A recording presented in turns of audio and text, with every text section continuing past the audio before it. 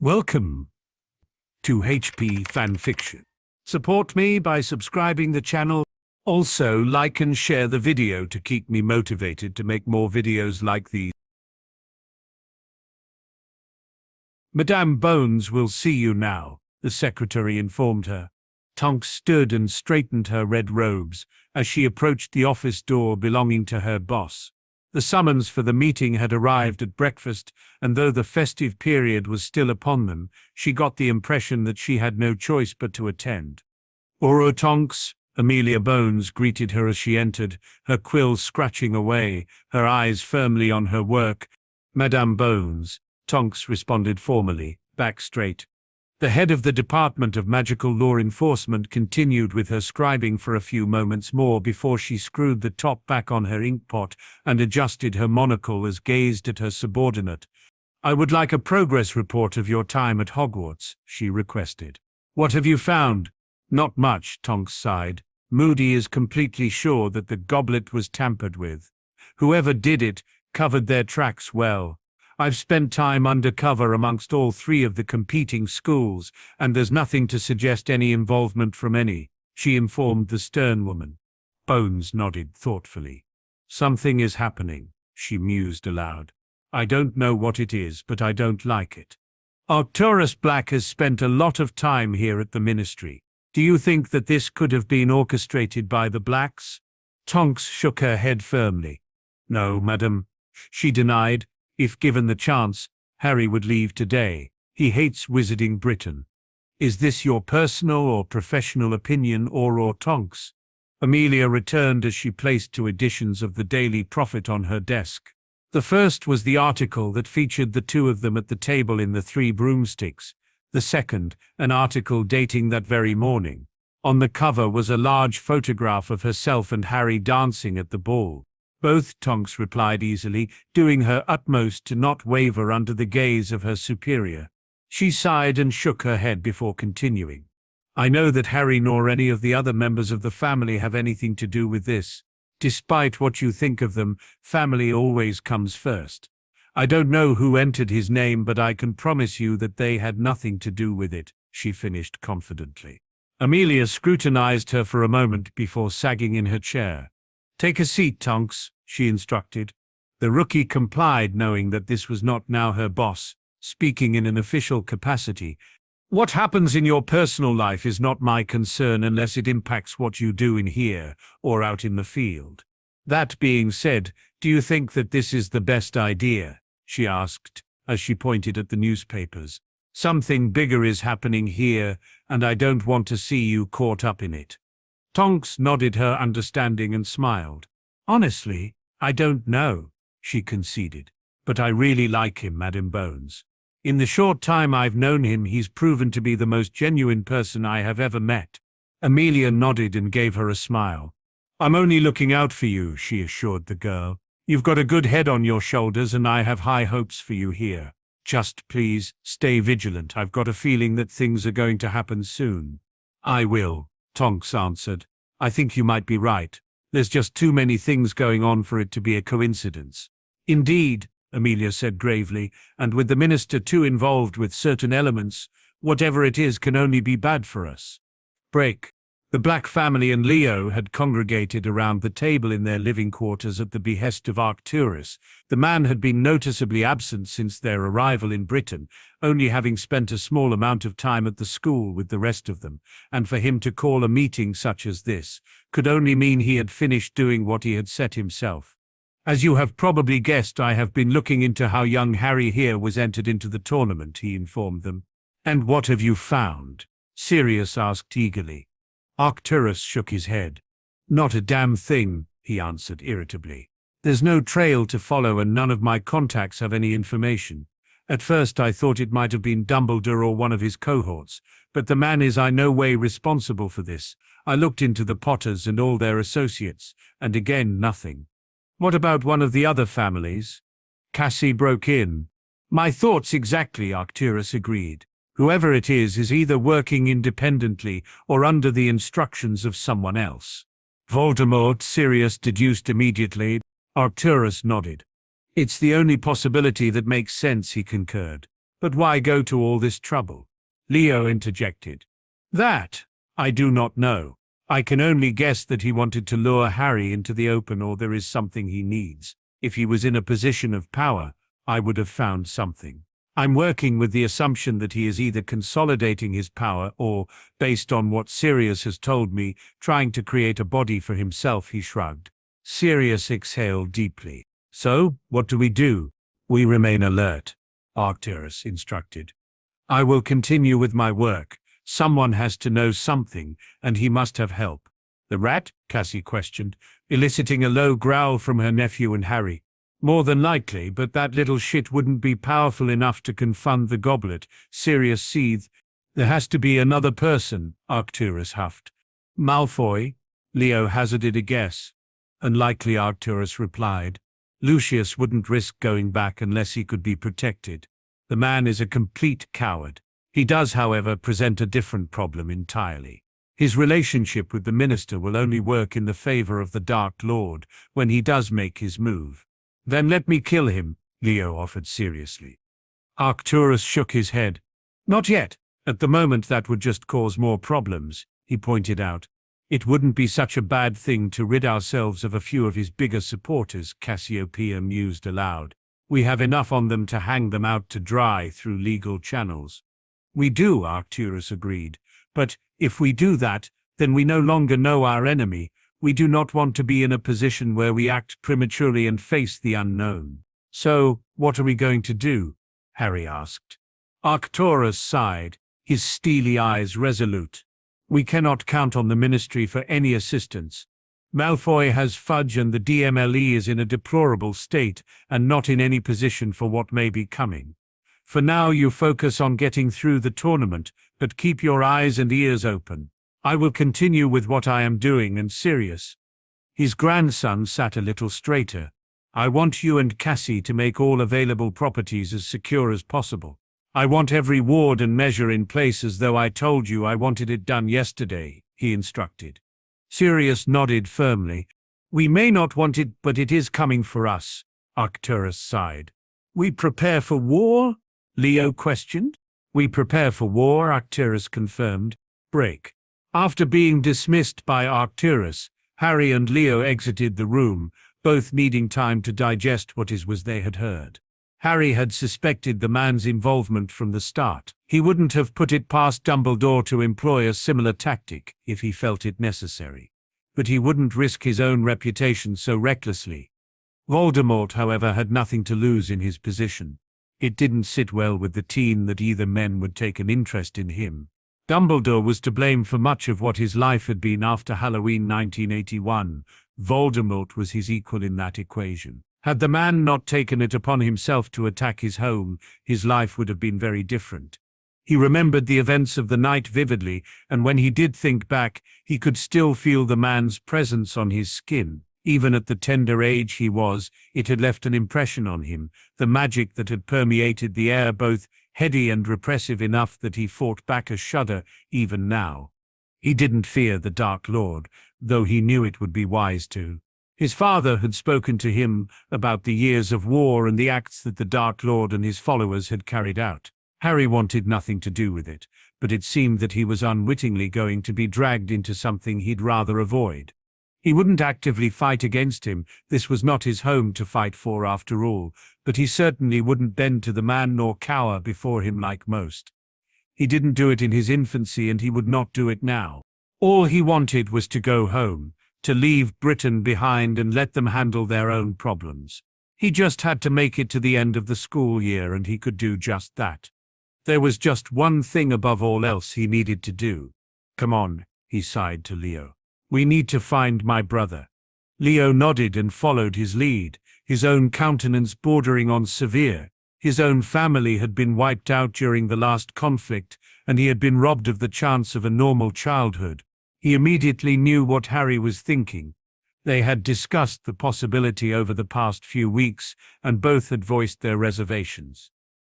Charlie, though a determined boy, was magically weak, but even Leo was willing to invest in him. Had it been anyone else, he would have seen tea as a waste of time.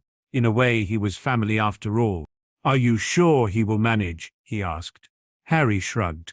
I don't know, he answered honestly. Even if we can help him a little, it could save his life. Leo nodded. I'll do it, he agreed. If he doesn't take it seriously or doesn't follow my instructions, he's on his own, he warned.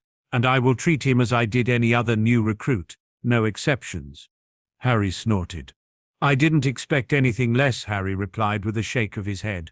With it being lunchtime, the two of them entered the great hall and towards the Gryffindor table, ignoring the whispers that followed from the 3 different schools within. Charlie, as expected, was sat with Ron and Hermione, the latter of the two nudging the boy and pointing in their direction as they approached. Come on, little brother, Harry addressed him, we need to have a word. Charlie nodded and stood.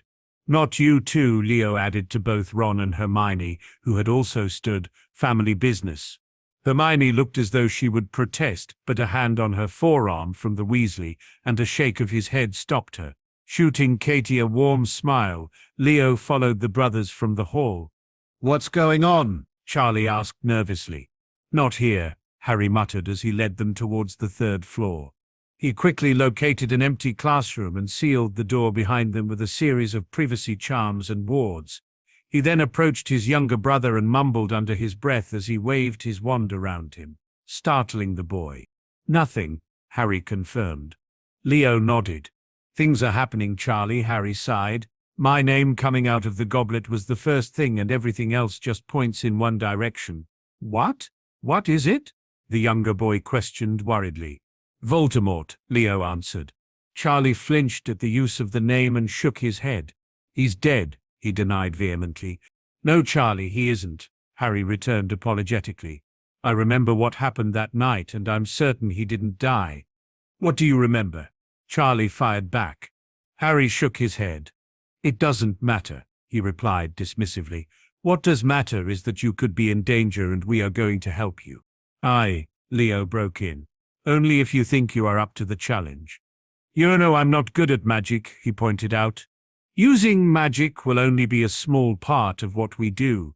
We will teach you how to defend yourself without it and how to use that shield I gave you, Leo explained. Leo frowned. Why are you acting so seriously about it? Because it is the most serious thing you will ever do, Leo answered harshly. There are conditions, and there are rules that you will follow. Charlie nodded. What rules? He asked with a frown. You will learn them if you choose to agree, Leo replied. Charlie looked towards his brother, who only gave him a slight nod of encouragement. Okay, I agree. Leo stared into his eyes for a fleeting moment before offering his own nod of approval. He began pacing back and forth, his stare remaining on the boy. Starting Monday, you will spend the hours between 5 and 8 am under our supervision. Every other day will begin with an hour of running, and the days we don't run, we train physically. Do you understand? He asked. 5 am? Charlie yelped as he looked between the two of them. His older brother nodded and his shoulders sagged. Understood. After physical training, you will undergo a rigorous regimen of defense with and without magic for 2 hours. You will eat what I say you can eat, and during those hours you will follow my orders. Do you understand? Leo explained. Charlie nodded hesitantly. The weekends are your own time, but I will give you things to read. You will read them and you will be able to answer any questions I ask, he commanded. Okay, Charlie agreed. Rule number 1. What happens during training stays in training. You do not discuss anything you learn with anyone, and any grudge you have is forgotten as soon as 8 am arrives. Leo continued. Charlie nodded. Good, Leo praised. Any and all equipment you need will be provided for you. Any questions? The first month will be the hardest, Leo explained as he placed a hand on his shoulder. It will get easier, and if you don't give up on me, then I won't give up on you, he assured him. Charlie smiled. You will be outside your common room at 5 am on Monday. Until then, you are dismissed. Better enjoy the next few days, Leo advised with a grin. Charlie nodded and almost sprinted from the room. Did you have to be so harsh? He asked. Leo nodded. If Voldemort is behind all of this, he will be the primary target. I will do whatever I have to save his life, even if that means he hates me every day, he said with a sad smile. Thank you, Harry offered sincerely. With the tournament going on, I can't focus on him as much as I'd like. I'll be there as much as I can, though, he vowed. Leo nodded. I know, but he's your brother. You won't push him as much as he needs. You care about him too much, he pointed out. Harry nodded. I do, he confirmed with a huff. Just don't break him. He's not like us. Leo gave him a reassuring smile. I won't. He'll probably despise me, but he will thank me for it one day. I doubt it, Harry chuckled. Why wait until Monday? New Year's party on Saturday night, Leo answered with a grin. I'll need a day to recover. Harry laughed. Will Katie be at this party? Harry inquired. Is Leo hoping to get his first kiss? Leo growled as he blushed slightly. Everyone will be there, he shrugged. Maybe you should bring Tonks and you can finally get yours, he quipped before ducking from the room as a rather nasty bludgeoning hex was sent his way. Break. If there is nothing else to discuss, then we can bring this meeting to a close, Dumbledore announced. There is one other thing, Albus, Minerva spoke up.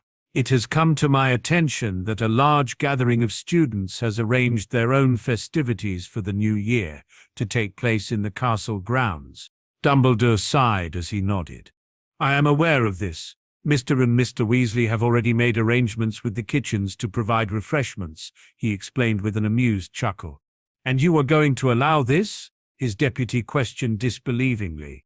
It is my understanding that all 3 schools will be attending, Dumbledore replied. It is in the spirit of why the tournament was reinstated.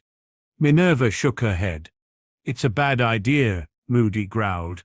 For once, I agree with him, Snape drawled. Nothing good can come from this.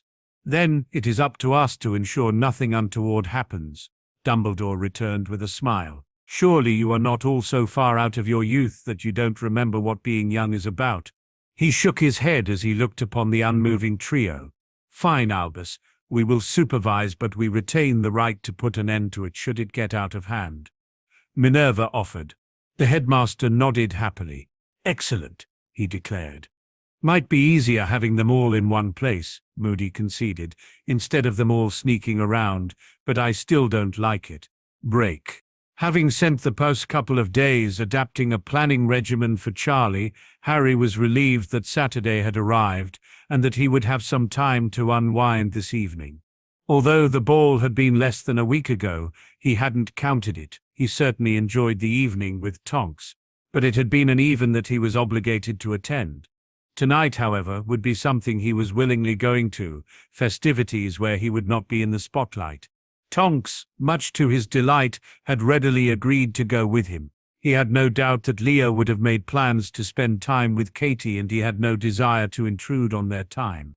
Before any of that, however, he wanted to get some training in, and he had promised Tonks that he would take her somewhere for a late lunch. He hadn't seen her as much as he would have liked over the past couple of days, though they always had at least a couple of hours in the evening they spent together.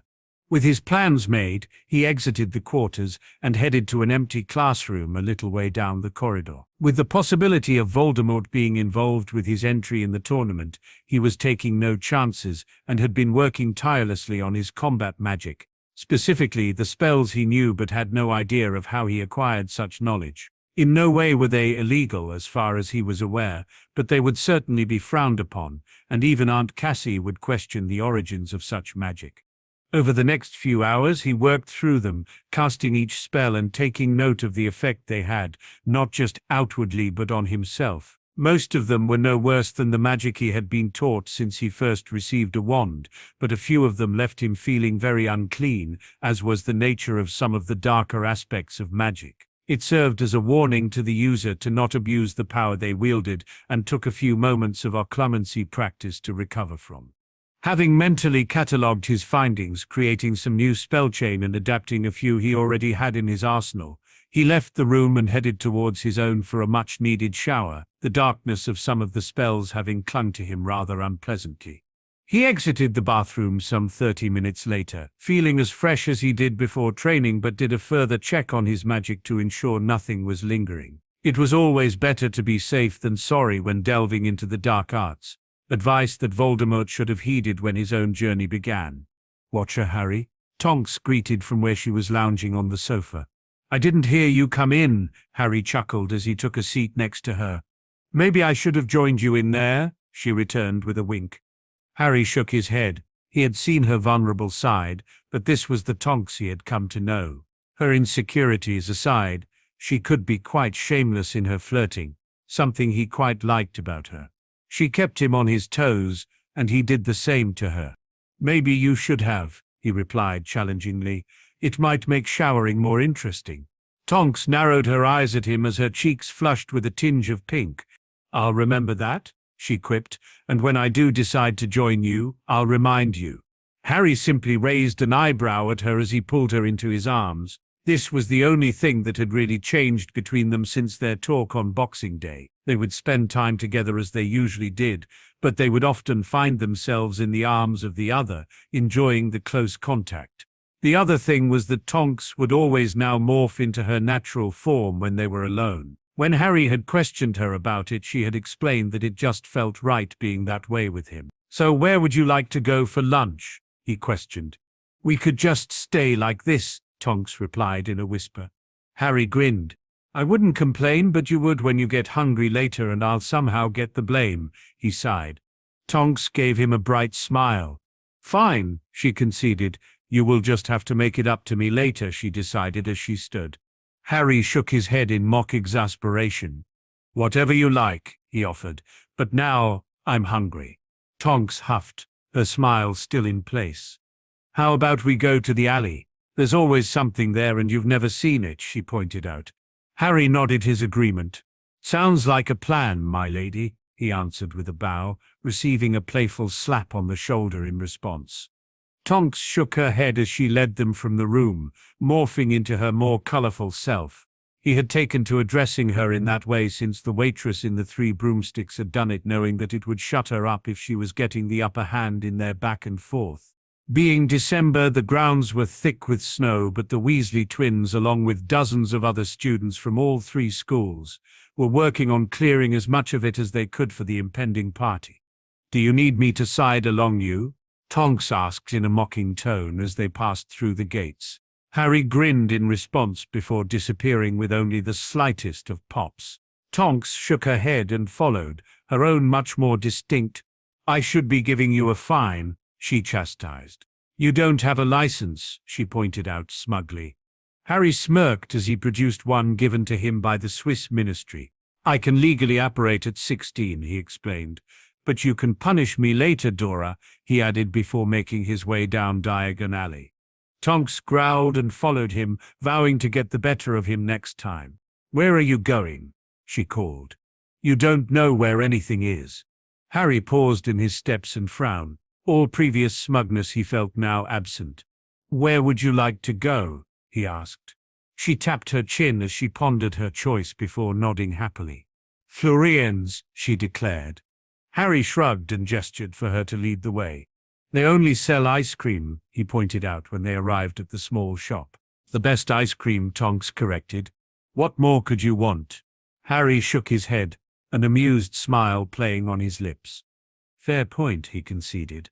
Having witnessed Tonks unashamedly consume 4 bowls of various flavors of dessert in the time it took him to finish one, he was impressed that she had not gone into shock. Maybe the 4th one was a bad idea, she groaned as they walked hand in hand down the length of the alley. Harry snorted. One had been more than enough for him. He could only imagine how poorly she felt. That's what you get for being greedy, he quipped, causing her to pout as they headed back towards the apparition point where they disappeared and arrived back at the school. In the time they were away, the Weasleys and those they had drafted in for assistance had cleared a considerable amount of snow from a large area of the grounds and had even erected several large wooden pyres. They've been busy, Tonks commented, impressed. Harry nodded.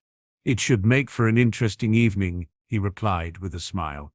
The two of them entered the castle and Tonks wrapped her arms around him outside the great hall. Thank you for lunch, she said contentedly. You mean dessert? Harry chuckled. Tonks frowned at him playfully. I like ice cream, she defended. Harry shook his head amusedly. I think everything tonight is starting at 7. Do you want to meet me here? He asked. I'm sure I can manage that, she returned. Good, Harry replied before kissing her on the cheek. I'll see you then, and maybe you'll have recovered from your sugar binge. Tonks simply smiled at him innocently before turning away, her nose in the air as he laughed at her retreating form. Break. Whoever had the idea for the fires is a genius, Leo declared from the log the group was sitting on, basking in the light and heat of one such construct. Why, thank you, our Irish friend, George replied gratefully from the leg to their left. We are the geniuses of which you speak, Fred added. Leo shook his head and mumbled under his breath whilst Katie giggled next to him. Aye, all right, you fools.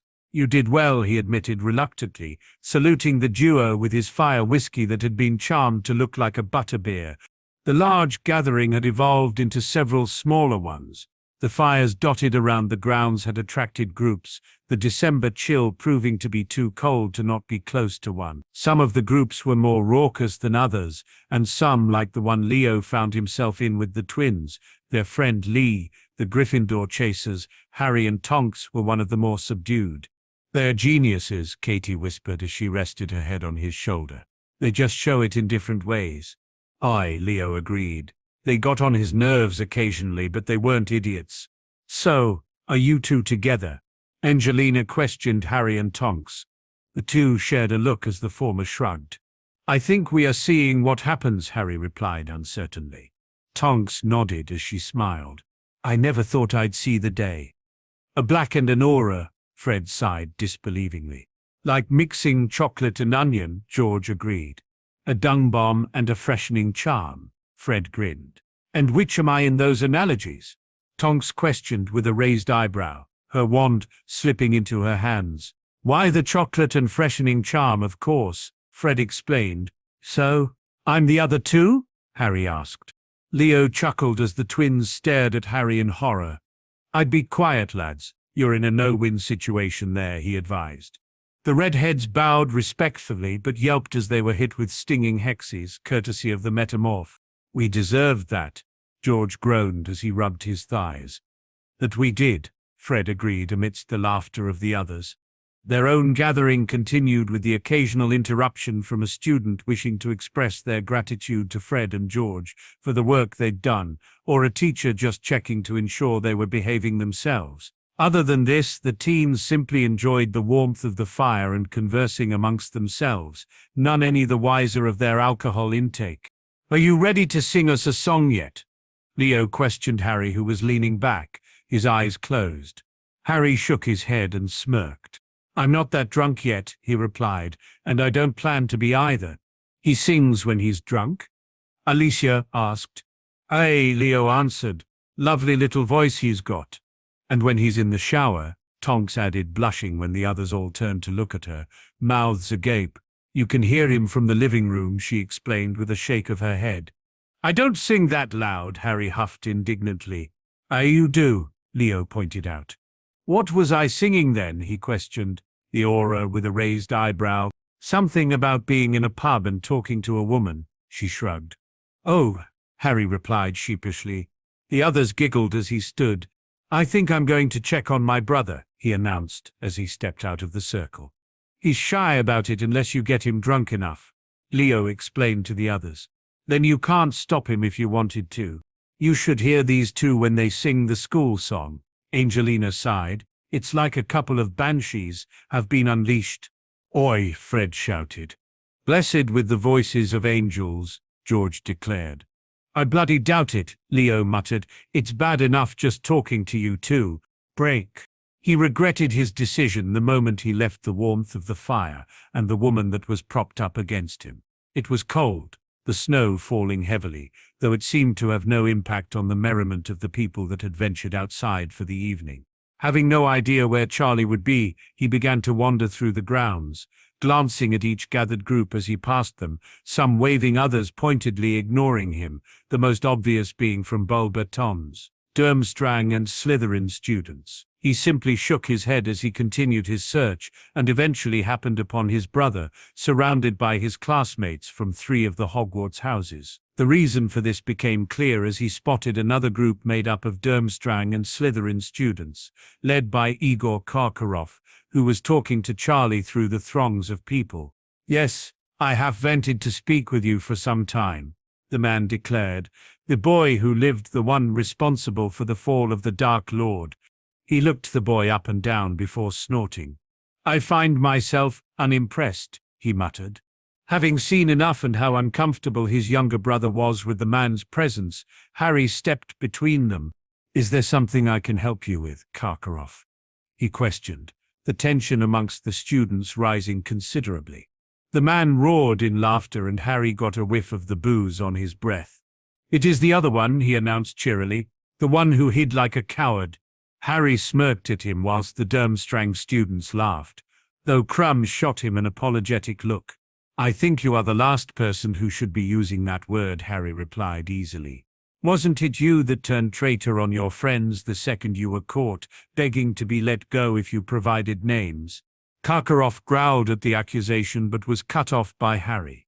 And then you ran and hid in your school so the ones that got away with it couldn't get you. Brave man, Karkaroff, he sneered. The man began swearing under his breath in a language that Harry didn't know. The confrontation had caused a larger crowd to form, neither of them having been particularly quiet during the verbal spar. Now, unless you have something else to say, I suggest you piss off, Harry advised, shooting a now arriving Sirius a barely perceptible shake of his head. Karkaroff's nostrils flared, and he laughed once more. You remind me of him so very much, in his younger days, of course. So charismatic, so sure of himself, he said with a leer at the teen. The students began whispering amongst themselves and Harry shrugged before he chuckled. That may be so, Harry hissed in Parseltongue, causing the man to pale considerably and the students to start backing away. There is one difference between us, he continued in English. For some reason Voldemort found a use for you. To me you are a pathetic waste of space. For a moment, everything seemed to freeze as they waited to see how the man would react. Finding himself in a corner, he reached for his wand, but Harry was quicker. Within a split second of Karkaroff's fingers twitching, he fired off a very unpleasant bone-splintering curse that smashed into the reaching appendage, felling the man instantly. Karkaroff screamed as he clutched his hand, the bones now protruding through the skin for all to see. He glanced up towards his attacker, who stalked towards him, narrowed eyes and eerie emerald fire. Those looking on watched in shock as Harry grabbed the man by his hair, his other hand grabbing and squeezing the pulverized remains of Karkaroff's as he leaned in. You will not approach my brother again, he commanded. Charlie Potter does not exist to you. If you do not listen next time, I will take this, he warned, as he gave a final squeeze, eliciting another scream from the Durmstrang headmaster. Do not make me come for you, Karkaroff. With a final look of disgust at the man, he released his hold and stood to find a very subdued crowd around him, Leo looking on with his wand drawn, ensuring that no one intervened. Lily and James Potter had arrived and stood with Charlie between them, the latter of the two giving him a grateful nod. What is going on here? The voice of Dumbledore broke in as he too approached, wand in hand with Professors McGonagall and Snape in tow. Just giving Karkaroff a fair warning, Harry informed him coldly. I really do hope he learnt his lesson. Mr. Black, Dumbledore addressed him gravely, you have assaulted a headmaster of a prestigious school and a tournament judge. Harry shrugged carelessly. Karkaroff is a shit, Harry replied. Now, unless you're going to disqualify me or press charges, then get out of my way, you old bastard. I want to enjoy the rest of my evening. Dumbledore appeared to be torn but said nothing as James and Sirius both laughed. Harry pushed past the Hogwarts headmaster and headed back towards the fire he had been sat in front of prior, out of the cold. Severus, will you help Igor to Madame Pomfrey? Dumbledore sighed. Snape nodded and pulled the man to his feet before they began walking back towards the castle. I think you'll find Karkaroff attempted to draw his wand first, Sirius explained. If he does choose to press charges, I'm sure there is many here that would be happy to explain exactly what happened. Many of the students nodded their agreement. I'm sure that things escalated unnecessarily, Dumbledore placated. I will speak with him in the morning, but I dare say that it is the end of the matter. Perhaps you ought to have a word with Harry about which spells he uses to defend himself. It had better be, Sirius returned severely. and Karkaroff should consider himself very lucky. What Harry did to him was nothing compared to what he would have wanted to. In the circumstances, he showed a lot of restraint. Dumbledore, best you remember that, he finished as he walked away. Now that the unpleasantness has passed, I ask that you all return to your dormitories and lodgings shortly after midnight, the headmaster requested before he too took his leave, deeply unhappy with what had taken place. Come on, Charlie, James urged. I think you've had enough excitement for one night. Charlie nodded and followed his parents as he mouthed a thank you to his older brother, who gave him a nod in return. What did Karkaroff want? Lily questioned him. Charlie shrugged. He just started provoking me about you-know-who, and that's when Harry got there, he explained. James snorted. Bastard got what he deserved. He should bloody well be in Azkaban anyway. I want you to stay away from him, Lily instructed. Or I could follow him and hope that Harry finishes him off. Charlie countered, getting a disapproving look from his mother and another laugh from his father. You shouldn't encourage that, Charlie, Lily sighed. Charlie simply shrugged once more, a warmth spreading through his chest. All his friends had defended him in the past, but it felt like so much more coming from his brother. That is what he always imagined having an older brother would be. He just wished he could do the same for Harry. Break. I'm sorry you had to see that, Harry apologized as the rest of the group joined him by the fire. What? That was amazing, Fred declared. The scumbag got what he deserved. George echoed the sentiment. Harry gave the pair a half smile as he turned towards Tonks, who merely shrugged. I know a lot of people that would want to shake your hand for what you did, she replied. Professionally speaking, I should be arresting you, but I'm not on duty, she added with a grin. Mate, I think she just wants to cuff you, George interjected. That's enough of you, whichever one you are, Tonks returned. I'm Fred, George answered, a smirk. Oi, Fred shouted as he tackled his brother to the ground. The others laughed as the toe faced off, neither managing to get the better of the other as they attempted to get the upper hand. All right, lads, that's enough, Leo declared as he tried to separate the twins, trying to prevent his own amused smile. You've had a scrap, now have a drink. You're both shite at fighting anyway. It's like watching two little girls pulling each other's hair. Fred and George both turned towards him, smirking. I wouldn't, Harry warned as they both leapt towards him, only to find themselves in a tangled heap a moment later, with the other boys sat on top, grinning. All right, we give, Fred yelled. Leo shook his head as he pulled the duo to their feet and dusted them off. Drink now, he offered. The twins grumbled as they took their seats and accepted a bottle each from Leo, who took his own next to Katie. Or, did he hurt you? Alicia cooed at George. No, George sighed. He was lucky he got up when he did, he mumbled. I'm sure you were both about to kick my ass, Leo chuckled as he took a long sip. I bet even the lasser would slap you both silly. Katie waved at the pair from her position, leaned up against Leo. You're probably right, Fred conceded. Our little Katings is quite the handful. Harry chuckled as he watched the byplay between them. Although he would never admit it, he was certain that Leo was growing fond of the Weasleys.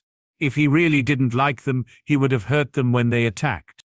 For the next couple of hours, the group remained settled around the fire. The Hogwarts students shared some stories of their time at school, and Leo did the same. Did you really kill a werewolf? Katie asked him. Aye, he sighed. He was one of Greyback's pack that broke in on the day of the full moon. He would have got me if it wasn't for Rasputin's warning. Who the bloody hell is Rasputin? Fred questioned irritably. Leo grinned. Are you sure you want to meet him? He asked. No, Harry said firmly. He's bloody dangerous. No more dangerous than Mira, Leo countered. I have anti-venom for her, Harry pointed out. There's no cure for decapitation. Aye, maybe some other time, Leo conceded. But then again, if he hates you gingers as much as me, even I won't be able to stop him, he warned. Is he that bad? Tonks whispered in Harry's ear. He is, Harry sighed as the countdown began across the grounds and around them. Happy New Year, Dora, Harry said warmly. You too, she replied, before surprising him with a chaste kiss on the lips. The moment, however, was interrupted as a series of loud explosions sounded. Harry looked up to see Fred and George lighting several fireworks. He watched as dragons and an array of other creatures lit up the night sky in a myriad of colors. Geniuses, Leo sighed before kissing Katie and wrapping his arms around her so they could enjoy the show the twins provided. It was a short time later that the professors arrived to put an end to the festivities. Having bid the others farewell, Harry and Tonks entered the castle and headed toward her room hand in hand. "Thank you for tonight," she sighed as he pulled her into his arms. "Any time," Harry replied sincerely, breathing in her scent. "Will I see you tomorrow?" she asked, as she morphed into her natural form. Harry nodded. "You can come and see me whenever you like," he offered with a warm smile. Tonks grinned and kissed him again, deepening it this time. "If you don't stop, I won't be able to," Harry muttered after a few moments, the closeness between them stirring him. "What if I don't want you to?" Tonks whispered nervously. "I don't want you to regret it," he sighed. Tonks shook her head and kissed him again. "No matter what, I'd never regret it with you, Harry," she returned sincerely. "Neither would I," he responded, his mouth drying. "Then don't think about it," she urged. "Let's just let whatever happens happen." Harry nodded and took her hand as she opened the door with the other, the two of them entering the room to spend the next hours familiarizing themselves with the other, the only way that two nervous and inexperienced teens could break. Lord Voldemort fought the need to sleep as he awaited the arrival of Barty, who had insisted on seeing him immediately. The Dark Lord was exhausted, the body he was currently inhabiting unfit for long periods of consciousness. Nevertheless, he obliged, knowing the younger man would not disturb his sensitive routine unless it was of the utmost importance. Though if the words of the man proved to be a waste of his precious time, he could not be certain that he would not punish him. Weakness or no, his irritation only increased the longer he waited, and he was just about to lose himself to the darkness when the door opened to reveal the man that had sought his counsel. "My lord, you have my apologies for the lateness," Barty greeted as he prostrated before him. Leaving the castle was no easy task as the students were gathered in the grounds and the professors were patrolling. "I care not, Barty." Voldemort sighed. "What is it you want?" Barty pondered his next words, reticent to voice his concerns. "My lord, if you insist on going ahead with the current plan, then I would suggest that you treat the older boy with caution. The more I observe him, the more I see the threat he poses to it. Just this evening, he had a confrontation with Karkaroff and bested him as though the man was nothing but an insect," he explained, spitting the name of his former ally. The Dark Lord was seemingly unmoved for a moment. "What happened, Barty?" he eventually questioned, his curiosity piqued. Barty proceeded to give a detailed account of what had happened between the man and teen, and Voldemort nodded when he was done. "Igor is no slouch," he conceded. "Very well. If the opportunity arises, then kill the boy, but do not get caught. I will be most displeased if you are discovered before I can regain my body. Do it during the second task, but if you fail, we proceed as normal. Your priority is to ensure the younger boy is available when needed. Do not let me down, Barty," he warned. The man bowed, a twisted grin upturning his lips. "Of course, my lord. I will send any relevant updates." As the man left, the Dark Lord pondered what he had been told of the elder brother. The curse he used was not particularly difficult to come by if one knew where to look and he was well traveled. However, a 16-year-old taken down one of the more adept Death Eaters was not a feat that he could ignore, unless Karkaroff had become lax in his passion and proclivity for violence, which he very much doubted. He sighed as the ignore of the boy continued to disturb his rest. Something about the older Potter unsettled him. His ability for Parseltongue was quite the concern in it itself. But he could not help but notice the resemblance between them. He shook his head.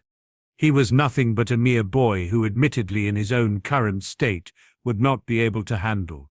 But as soon as he acquired a much more able body, would be nothing more than a rat to be devoured by the serpent. Break. It was with an unfamiliar weight of warmth on his chest that Harry awoke, his legs trapped beneath another draped across his thighs. It took but a few seconds for the morning haze to clear, and he smiled as he gazed dazed the form of the sleeping metamorph, her light snores tickling the surface of his skin as she exhaled. Had any told him that he would wake in this position the previous day, he would have laughed at them. The two had grown closer as the weeks passed by, but he hadn't truly considered how much he had missed her presence when they had been somewhat at odds, that he could admit. Being here now, however, was something else entirely. He had never been so intimate with another, and though they had both stopped themselves going all the way, they had both shared things with each other that they never had with anyone else before, as their fumbling hands could attest to. In truth, he had no idea what to think of the situation. He liked her, that he was certain of, and he cared for her more than he ever thought he could. He had always remained aloof with the opposite sex, mostly because he did not want to be the same way his father was, but also it was something he just did not understand. He'd had several potential suitors throughout his travels and time at different schools. None of them were like Tonks. She cared not for his money and the power he would wield or his magical prowess. Somehow she had gotten under his skin without him realizing that it was happening, and it was just as terrifying as it was warming. He knew not what it was he was feeling, but he knew that he did not want it to end. He did not want her to just one day be gone. She must have woken whilst he was distracted by his thoughts, as he now found himself staring into sleep-filled grey eyes. "Morning," he whispered. For a few seconds the woman seemed to be confused about the situation she found herself, but smiled when a spark of recognition shined in her orbs. "Morning," she sighed contentedly before stretching. Harry smiled and shook his head. "As much as I'd like to stay here all day, I'd better get back before people come looking for me," he explained apologetically. "I don't think either of us are ready for those questions." Tonks nodded her head in understanding, though she didn't seem pleased if the put she wore was anything to go by. "It's not that I don't want to be here, Dora," he assured. "I want what we have to stay between us as much as possible, and Dad and the others will already ask questions." "Do you care?" she asked. Harry shook his head firmly as he stood and began dressing. "No, but what we have and what we do is our business. It has nothing to do with anyone else, and I don't want anyone to think of you badly. Not that I regret anything, I just want it to be ours for a while," he finished firmly. Tonks smiled as she sighed. "Fine, but you better come back here tonight," she demanded. "I could get used to having you as my pillow," she added softly. Harry grinned. "I'll be here," he promised, before kissing her gently. "I do have an early start tomorrow, so I'll try not to wake you." "Good," she declared. "Now go away so I can sleep a little more." Harry chuckled before kissing her once more and leaving, placing a disillusionment charm on himself to avoid any early morning encounters in the corridors, which proved to be devoid of people. "Good morning, son," Sirius greeted him jovially as he entered their quarters. "If I didn't know any better, which I don't, I would say that you were returning from an illicit encounter, but I'm sure you wouldn't do a thing like that, would you?" The man finished with a lecherous smirk. Harry shook his head disapprovingly. "I stayed out. And no, that didn't happen," he corrected the man. "Well, that lovely red mark on your neck tells a different story," Sirius replied before taking a large sip of his coffee. "If you're going to hide it, you might want to do a better job next time." Harry frowned as he conjured a mirror and cursed under his breath at the prominent red and purple bite just above his collarbone. "No," he denied to his snickering father. "I'm not going into details, but that did not happen." Sirius held his hands up innocently. "I believe you, Harry," he replied. "Other people will not. I'm happy for you, for both of you, but you have to understand the position you are both in. She works for the ministry, and here you are technically still underage until July," he explained. Harry sighed as he nodded. "Just be careful," Sirius advised. "I will," Harry assured him solemnly. Sirius stood and pulled him into a hug. "Really, Harry, I couldn't be happier for you and for Tonks," he reiterated. "I do have to ask, though, are you serious about her?" "I think so," Harry answered. "We're just getting to know each other properly, but I do like her a lot." Sirius nodded. "I know, I can see that," he chuckled. "Anyway, your love life aside, Dumbledore has requested a meeting with us and the other judges this morning to discuss what happened last night. Bastard goat, Harry groaned. I know, but we have to humor him, Sirius pointed out. I can have grandfather come if you want. Harry shook his head. No, but I think it's about time he's put in his place. I need him and the rest of them to respect me. I will be the Lord Black one day, and they need to understand that I am no one's man. They are not my allies, and I'm going to show them that, he declared as he entered the bathroom, angry and determined to get his point across. He exited around 15 minutes later and entered his room to don his most businesslike robes before checking his reflection. He was grateful the grey shirt he had chosen covered up any marks left by his encounter with Tonks. He would have been reluctant to remove it. "Where's Leo?" he questioned, when he re-entered the living area to find Sirius dressed in a similar fashion. "Still asleep," he informed him with a chuckle. "He got in at around 1 with a stupid grin on his face. Do you want me to wake him?" Harry shook his head. "Leave him be," he decided. "Shall we get this over with?" Sirius nodded and followed Harry as he exited his room. Although the boy never mentioned it, he was much higher up in the family hierarchy than himself, so it was his duty to follow Harry, as strange as it felt to the older man. "Open up," Harry growled when they arrived at the gargoyle guarding the office. Surprisingly, the construct complied and sprung aside to allow them entry to the spiral staircase that led to the office. With a gesture for his father to follow, he ascended the staircase and knocked sharply. "Come in, Mr. Black," the voice of the headmaster sounded from the other side. Harry entered to be greeted by a significantly larger gathering than he expected. Nonetheless, he took it in his stride as he swept into the room, scrutinizing each person through his silvery eyes. "This had better be important, Dumbledore," he warned. "I've got better things to be doing than spending my morning in your company."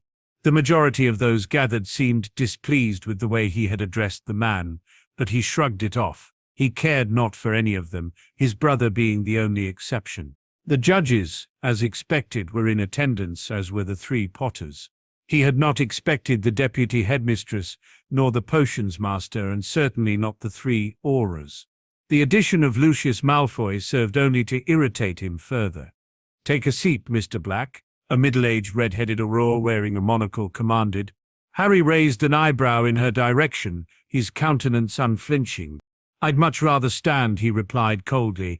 "If anyone has any objections, then you could always try to make me," he offered, his eyes sweeping across the group challengingly, his wand only a split second away from being in his hand if needed. The 2 Aurors accompanying the woman looked as though they would oblige, but was stopped by Dumbledore. "That won't be necessary," he sighed as he looked at Harry disappointedly. "There has been enough unpleasantness. And more will come if you don't bloody get the point. You know what happened last night, so why am I here?" Harry returned. "We are here to discuss the use of the dark magic you used on one of the judges," Black Crouch answered angrily. "Karkaroff should consider himself lucky," Harry shrugged. "I don't take kindly to anyone attempting to draw their wand on me, especially a former Death Eater. Something that you would know all about, Crouch. Didn't you condemn your own son for being one?"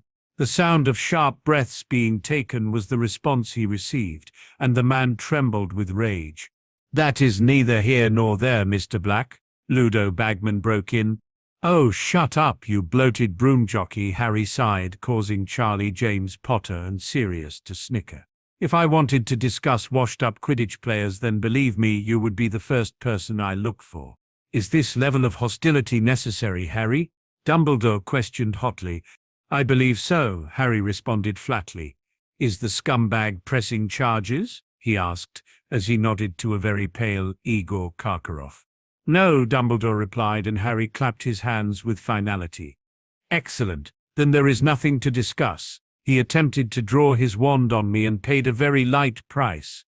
I would have been within my rights to kill him where he stood, but I refrained from doing so out of respect for the students nearby. But my warning stands and goes for anyone who takes an unhealthy interest in myself or my little brother," he finished firmly. "Is there anything else to be discussed?" Sirius piped up. "I believe that is everything," the red-headed Auror answered curtly. Sirius nodded. "It was nice seeing you, Amelia," he said with smile. You too, Sirius, the woman replied with an amused roll of her eyes. Both Harry and his father turned to leave, and the younger paused at the door to address the room a final time. The next time I am summoned here had better be to receive a damn good explanation from you, Dumbledore. I certainly have no desire to be in your company, but you will answer the questions I have. I will know if you're lying to me, he warned. The headmaster nodded as the door was slammed shut. Quite a prickly fellow, one of the Aurors commented. You should be grateful you didn't manage to draw your wand, Dawlish, Charlie replied scathingly. He would have made you look a prick, he snorted. Charlie, Lily chastised as James snorted, having no love for his colleague. Charlie shrugged. It's true, he muttered as he stood. I'm going to catch up with him quickly. I'm coming too, James announced. I just want to thank him. I won't say anything else, he assured the boy. Charlie nodded as he exited the room with his parents in tow. He managed to catch up with his older brother a few corridors away and tapped him on the shoulder to get his attention. I just wanted to say thank you for last night, he clarified. Harry shook his head as he ruffled the boy's hair. It's all right, Charlie, he replied with a chuckle, his posture stiffening as James and Lily appeared. Thank you, Harry, James said sincerely, for being there for him. Lily smiled weakly and Harry gave them a stiff nod before walking away, that particular conversation being one he was not quite ready for. After making his way into their living quarters, he removed his robe and hung it on the back of one of the chairs before sinking into the sofa, frowning as Sirius locked the door and began casting a series of wards. What are you doing? He questioned.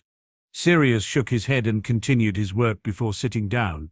I cast a hominum revelio charm when we went in the office to make sure no one was hiding, just in case things got bad, he explained. Harry cursed under his breath for the oversight on his part. I found an extra person, well, something that registered as one crawling up your back, he informed him as he removed a phial from his pocket. Within, Harry could see a frantically moving, large beetle, nothing like he had ever seen before. An animagus? He whispered. Sirius nodded. I think so, he sighed. Useful form, Harry observed. Not one on the register, though. Exactly, Sirius replied gravely. Shall we find out who our mystery guest is? Harry drew his wand and cast the counter. The phial shattered as the beetle began to shift, and a few moments later a terrified and disheveled woman with large spectacles was cowering on the rug before them. Isn't that the reporter? Harry questioned, shocked by her appearance. Rita Skeeter, Sirius growled. Now give me a reason why I shouldn't kill you or turn you in. Please, Rita begged, don't hurt me. I have some information that would be useful for you. Sirius snorted. You'd better start talking, and quickly, he advised. We do not take kindly to snooping. I wasn't snooping on you, she retorted. I was watching Malfoy. Malfoy? Harry questioned. Rita nodded. He's been spending more time with the minister than usual, and I was curious. Fudge is in his pocket, Sirius pointed out. So, what have you learnt, Rita? It had better be good. Rita nodded. Lucius is trying to find a way to remove Harry as the heir, she explained desperately. Impossible, Sirius grumbled. Rita shook her head. Him and Fudge are working on forcing a law through about inheritance so that only the closest male relative on the family tree can inherit the title, she said. So that Draco will inherit over Harry, Sirius muttered. Rita nodded. Could they do it? Harry asked. Sirius shrugged. Possibly, he conceded. Malfoy carries a lot of weight on the Wizengamot. Then we remove him, Harry suggested. Sirius shook his head. He's too well connected for that, he sighed. I think we need grandfather here. Harry nodded and fired off a Patronus for the old man. That's not all, Rita squeaked. He's planning on having your friend killed, she added. Harry's nostrils flared and he began pacing back and forth, hissing in Parseltongue. What exactly did he say? He spat eventually. Rita cowered under his glare. He said he wanted him dead. He didn't go into specifics, she stuttered. A loud knock resounded throughout the room and Sirius unlocked the door to admit Arcturus.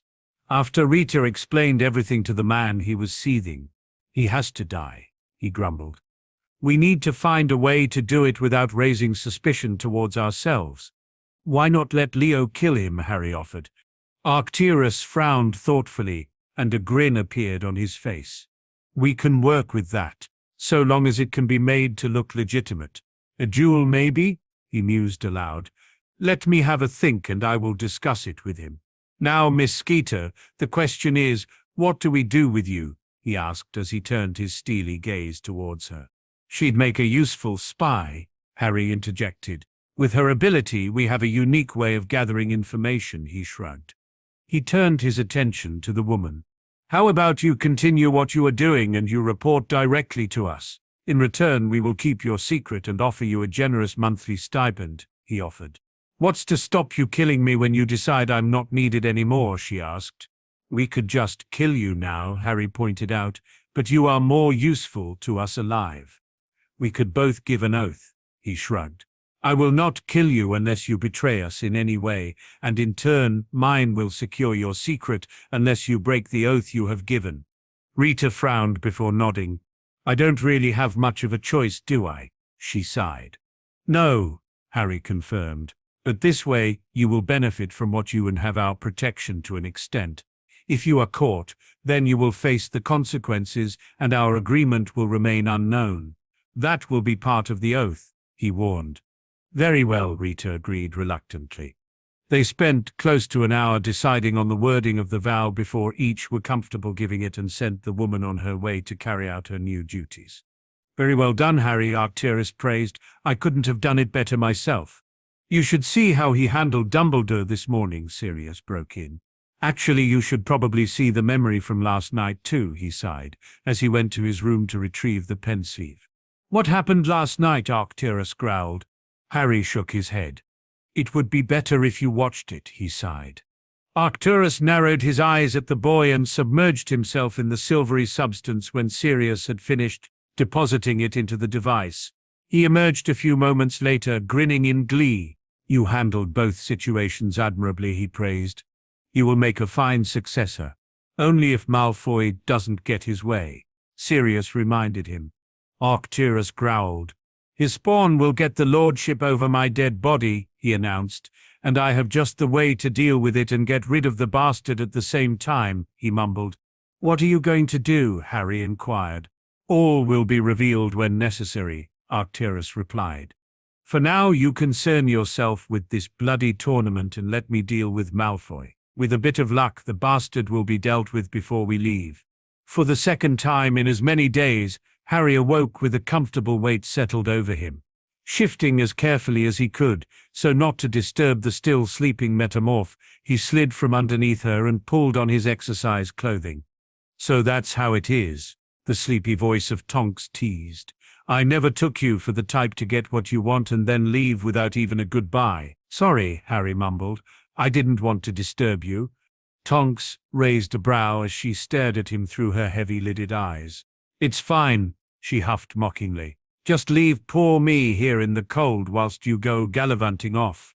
Harry chuckled. Oh, you're so hard done by, he sighed as he shook his head.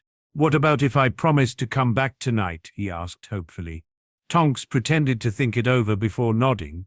It will do, but you have a lot of making up to do, she warned. How dare you just leave me here? Harry smirked and kissed her softly. I'll miss you, he whispered. Me too, she returned with a smile. Now get out, you've disturbed my sleep enough, she grumbled as she turned away from him. Harry muttered under his breath as he exited and made his way to the 7th floor corridor where he was due to meet Leo and Charlie. He arrived to find the former awake and alert, as was his way. Years of regimented schooling had taken its toll on him, and even after having graduated months ago, he was still a very early riser, unless he'd been drinking. Morning, Leo greeted him chirpily. Sleep well? The look of amusement and lilt in his tone caused Harry to narrow his eyes at the boy. He must have tried to wake him before making his way here, only to find his bed empty. It was the only reason that he would be wearing that idiotic grin. Shut up, Harry growled. I'm not judging, Leo insisted, holding his hands up innocently. You were noticeably absent from your room and it doesn't take a genius to figure out where you were. Thankfully for you, Harry retorted. Leo clutched his chest dramatically. Oh, that was very unkind, he sighed. Harry shook his head as a portrait of a rather voluptuous woman opened and revealed a barely awake Charlie who stumbled out of the hole. "Morning, little Potter," Leo greeted him loudly as he slapped him smartly on the back. Charlie groaned. "Does he have to be so loud?" he whined. Harry snorted. "You'll be wishing he was so cheery soon enough," he laughed. "Aye," Leo agreed. "Now, it's time to get moving." On the double, he commanded, as he began jogging down the corridor. "How the bloody hell does he have so much energy? He's worse than Fred and George," Charlie complained as he followed the departing boy. "Stop whinging," Leo called back. "I could always put some gravel in your shoes," he offered. "That will give you something to moan about." Charlie grimaced at the thought and kept his mouth shut. He had a feeling that he was not going to enjoy this as much as he first thought. Break. An hour later, a breathless, hunched-over Charlie fought to regain his breath as his chest burned and head swam from the arduous run he had endured. He glared balefully at the two other boys, neither even having appeared to break a sweat as they stretched and chatted away amiably whilst he struggled to even breathe without feeling as though his lungs were on fire. "Not bad," Leo praised. "It will get easier the more you do it." "Up yours," Charlie bit back breathlessly, eliciting a laugh from the others. "I will let that one slide," Leo replied with a slight frown. "Any more lip from you, lad, and I will show you how respect and discipline was taught to me." Charlie flinched and nodded apologetically. "Good. Now come along," Leo urged. "You belong to me for another 2 hours yet." Charlie sighed as he followed the pair into an abandoned classroom on the 3rd floor and stood as straight as he could whilst waiting for the next part of his training to begin. "We will be working on some magic, but for the most part we will be teaching you how to survive without it," Leo explained. "Get your shield out," he instructed. Charlie removed the coppery bangle from his wrist and enlarged it into the circular construct. It was not as large as he expected, but was weighty and thick. "You will learn to do that quicker," Leo insisted. "You need to have that up as though it was your pecker on a promise." Charlie flushed as he nodded. "It's heavy," he complained. "Aye, so get used to it on both arms until it feels like it is a part of you," Leo advised. "For you it could be the most important thing you own, so take care of it." "So, how do I use it?" Charlie asked, feeling foolish as soon as the words left his mouth. "It's bloody useful, lad," Leo explained, "but it has its limits, so pay attention," he said firmly. "First thing is that it is useless against the unforgivables. The nature of the magic will rip through that like it wasn't there. It's technically a magical shield, as it has been enchanted. It is the magic that protects and holds it together, but certain magic will affect it. Equally, a powerful enough blasting curse will destroy it. So that is why we will make you as agile as a cat. You should always dodge if you can, and use the shield only if you can't." Charlie frowned, but nodded his understanding. "So what can it defend against?" he asked. "Most things," Leo answered as he scratched his chin. "Just avoid the unforgivables and anything that damages a wide area," he instructed. "It will eventually fail if it is used too much and not given sufficient time to recharge." "Okay," Charlie replied. "It would certainly be worth learning to use if it could defend him against any kind of attack without him having to deplete his limited reserves. Pass it to Harry and we will give you a quick demonstration before we start teaching you how to use it correctly," Leo commanded. Charlie handed the shield to his brother and stepped back as the two faced off. Leo drew his wand and waited for Harry to give him a nod. With a speed and ferocity he did not expect, Leo unleashed a barrage of curses he had never seen, nor heard of, and it did not help that he did not utter a single word. Harry, seemingly undeterred by the attack, began dodging and blocking as though the colorful spells were nothing more than a tickling hex. Charlie had his doubts. The dull thud they emitted when they rung against the shield was enough to force him to cover his ears, and if that wasn't enough, the deep cuts and scorch marks in the walls and floor left him feeling nervous for the safety of his brother. "As you can see," Leo spoke, his casting continuing as seamlessly as ever, "when the shield is held stationary it will absorb the spell, but you can also use it to deflect," he explained as Harry demonstrated, sending the spell back towards Leo, who simply turned his head slightly to avoid it. Any questions? He asked. Charlie shook his head, his awe at the two leaving him lost for words. Good, Leo replied. We will start simple and build you up, and when we feel that you are making enough progress, we will teach you to fight back without even having to raise your wand. I hope you're ready, little Potter. The next months are going to be the hardest of your life. Charlie audibly gulped as Harry handed him back the shield and gave him a nod of encouragement. Break. Within what seemed only a blink of an eye, the moon had both waned and waxed, and January gave way to February and the fast-approaching second task. Harry could not be prouder of the dedication that his little brother was showing towards his training, despite how difficult he knew it was for the boy. Leo had high expectations, and Charlie did all he could to reach them. He had struggled throughout the first few weeks as expected, but when he had grown accustomed to the work, he began to show great improvement. His stamina from being pushed through several runs a week, coupled with the strenuous workouts he was put through, and his constant practice with the shield, was paying dividends. In the past week, they had begun teaching him hand-to-hand combat, and though he was not particularly gifted in the art, his dedication and motivation would see him make the necessary strides. The boy had left battered and bruised after each session, but never missed the next day, something that even Leo would praise, though not openly in front of their student. He was pleased with the progress, but the training of his brother was not at the forefront of his mind. His focus was solely on the upcoming second task of the tournament. He was as ready as he could be. His plan had been long since formulated, and though it was rather simplistic, his approach would certainly be remembered, though he was still not comfortable that the judges intended on having live hostages.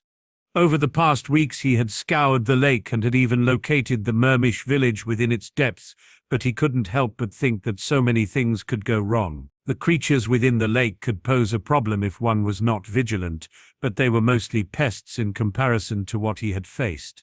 Something just felt off. He had voiced his concerns to everyone and insisted they remain alert during the lead-up to the task, to the point that he had even accosted James Potter in the corridor to ensure he kept Charlie close by in the days leading up to the task. Tonks, too, had been warned, though she had been rather flippant in her response, as he had expected.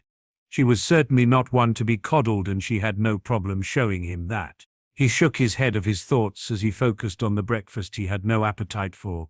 He had remained in his own rooms last night as Tonks had been called in for a meeting with the rest of the Aura department to discuss security for the day, and thus he had not slept well. He had become too used to her bed, and her form pressed up against him. "Are you ready for today?" Sirius asked as he took a seat opposite and helped himself to some porridge. Harry nodded. "Something doesn't feel right," he mumbled. "We are all here and safe," Sirius reminded him. "I know, I just have a feeling that something is going to happen," Harry sighed.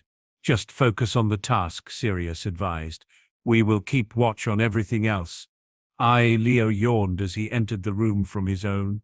"If anything goes wrong, send us a signal and we will be right there," he assured his friend. Harry nodded gratefully, though the feeling continued to weigh heavily. With the time of the task drawing nearer, he mentally repeated his plan as he took stock of everything he would need, his wand most of all. He had already put on his black swimming shorts below his clothes, affixed 2 enchanted blades to his legs, and even a disillusioned pouch full of potions around his neck. His air ring had multiple tracking charms imbued into it, and it also served as an emergency portkey that would take him directly to as close to his grandfather as any wards would allow. He was as prepared as he could be, but still the feeling of something inevitably going amiss remained. With his final checks completed, he gave Sirius a nod, and with Leo, Aunt Cassie, and Arcturus in tow, they left their quarters and made their way towards the lake, where the stands were already full of spectators, and the other 3 champions had been assembled on a pontoon, a distance away from the shore. "Remember, signal if anything goes wrong," Leo reminded him as he was pulled into a tight embrace by the boy. "I will," Harry assured him. "Good luck, Harry," Cassie whispered as she followed suit. "Hold nothing back and do whatever is necessary to come out of there," Arcturus advised. "Show them all the kind of Lord Black you are." "I will," Harry replied firmly. Sirius, by now, had paled almost as much as he had at the prospect of his son facing a dragon. He gripped his shoulder tightly, his hand trembling. "The first sign of trouble, you get out of there," he almost pleaded. Harry gave him a smile as he shook his head. "You know I don't have it in me to quit," he returned with a shrug. "I'm a black dad, we always persevere." Sirius snorted humorlessly and gave his son a hug. "You make us all proud every day, Harry," he croaked. Harry shook his head as he turned and made his way towards the lake of. Stripping off, he ignored the catcalls and whistles coming from the assembled crowd and the following flashes of cameras being used. Without looking back, he cast a warming charm and waded into the lake. Even through the charm, the chill of the water reached, though he could not be sure if it was indeed the water or the grave expressions of the other champions, as he approached. "Ah, excellent," Bagman declared as Harry pulled himself atop the wooden platform. "Now that Mr. Black is here, we can begin the briefing," he announced, the other judges seemingly content to let the man take the lead. He coughed to clear his throat before continuing, his brow perspiring as he looked upon the very unhappy champions before him. "Your task is simple. Each of you have a hostage in the lake, and the only thing you have to do is retrieve them within the 1 hour allotted time limit," he explained, the mood of the champions unchanging. "Mr. Crumb will rescue Miss Granger. Mr. Diggory, Miss Chang awaits you," he added, turning his attention to the Hogwarts representative. "Miss Delacour, your younger sister." Fleur let out a choked sob. "And Mr. Black, Miss Tonks?" His next words were cut off as Harry seized the man tightly around the throat and pointed his wand between his eyes, his own an emerald inferno boring into the now fearful cerulean. The teen paid no heed to the other judges as they drew their own and aimed them towards him. "You had no right," Harry hissed furiously. "She volunteered, Mr. Black," Dumbledore thundered, his usual calmness all but absent, his wand leveled and ready to use. "Go ahead, Dumbledore," Harry spat. "Show everyone the man you really are." With a growl, he shoved Bagman off the pontoon, his focus solely on the Hogwarts headmaster. "I didn't think so," he snarled, as the old man replaced his wand up his sleeve. "If I find out that she was forced into this, or if she is harmed in any way, I will fucking gut every last one of you," he vowed. "Now start the task." "The announcements can wait until the task has started," Dumbledore conceded. "We will be discussing your conduct, Harry," he assured the boy.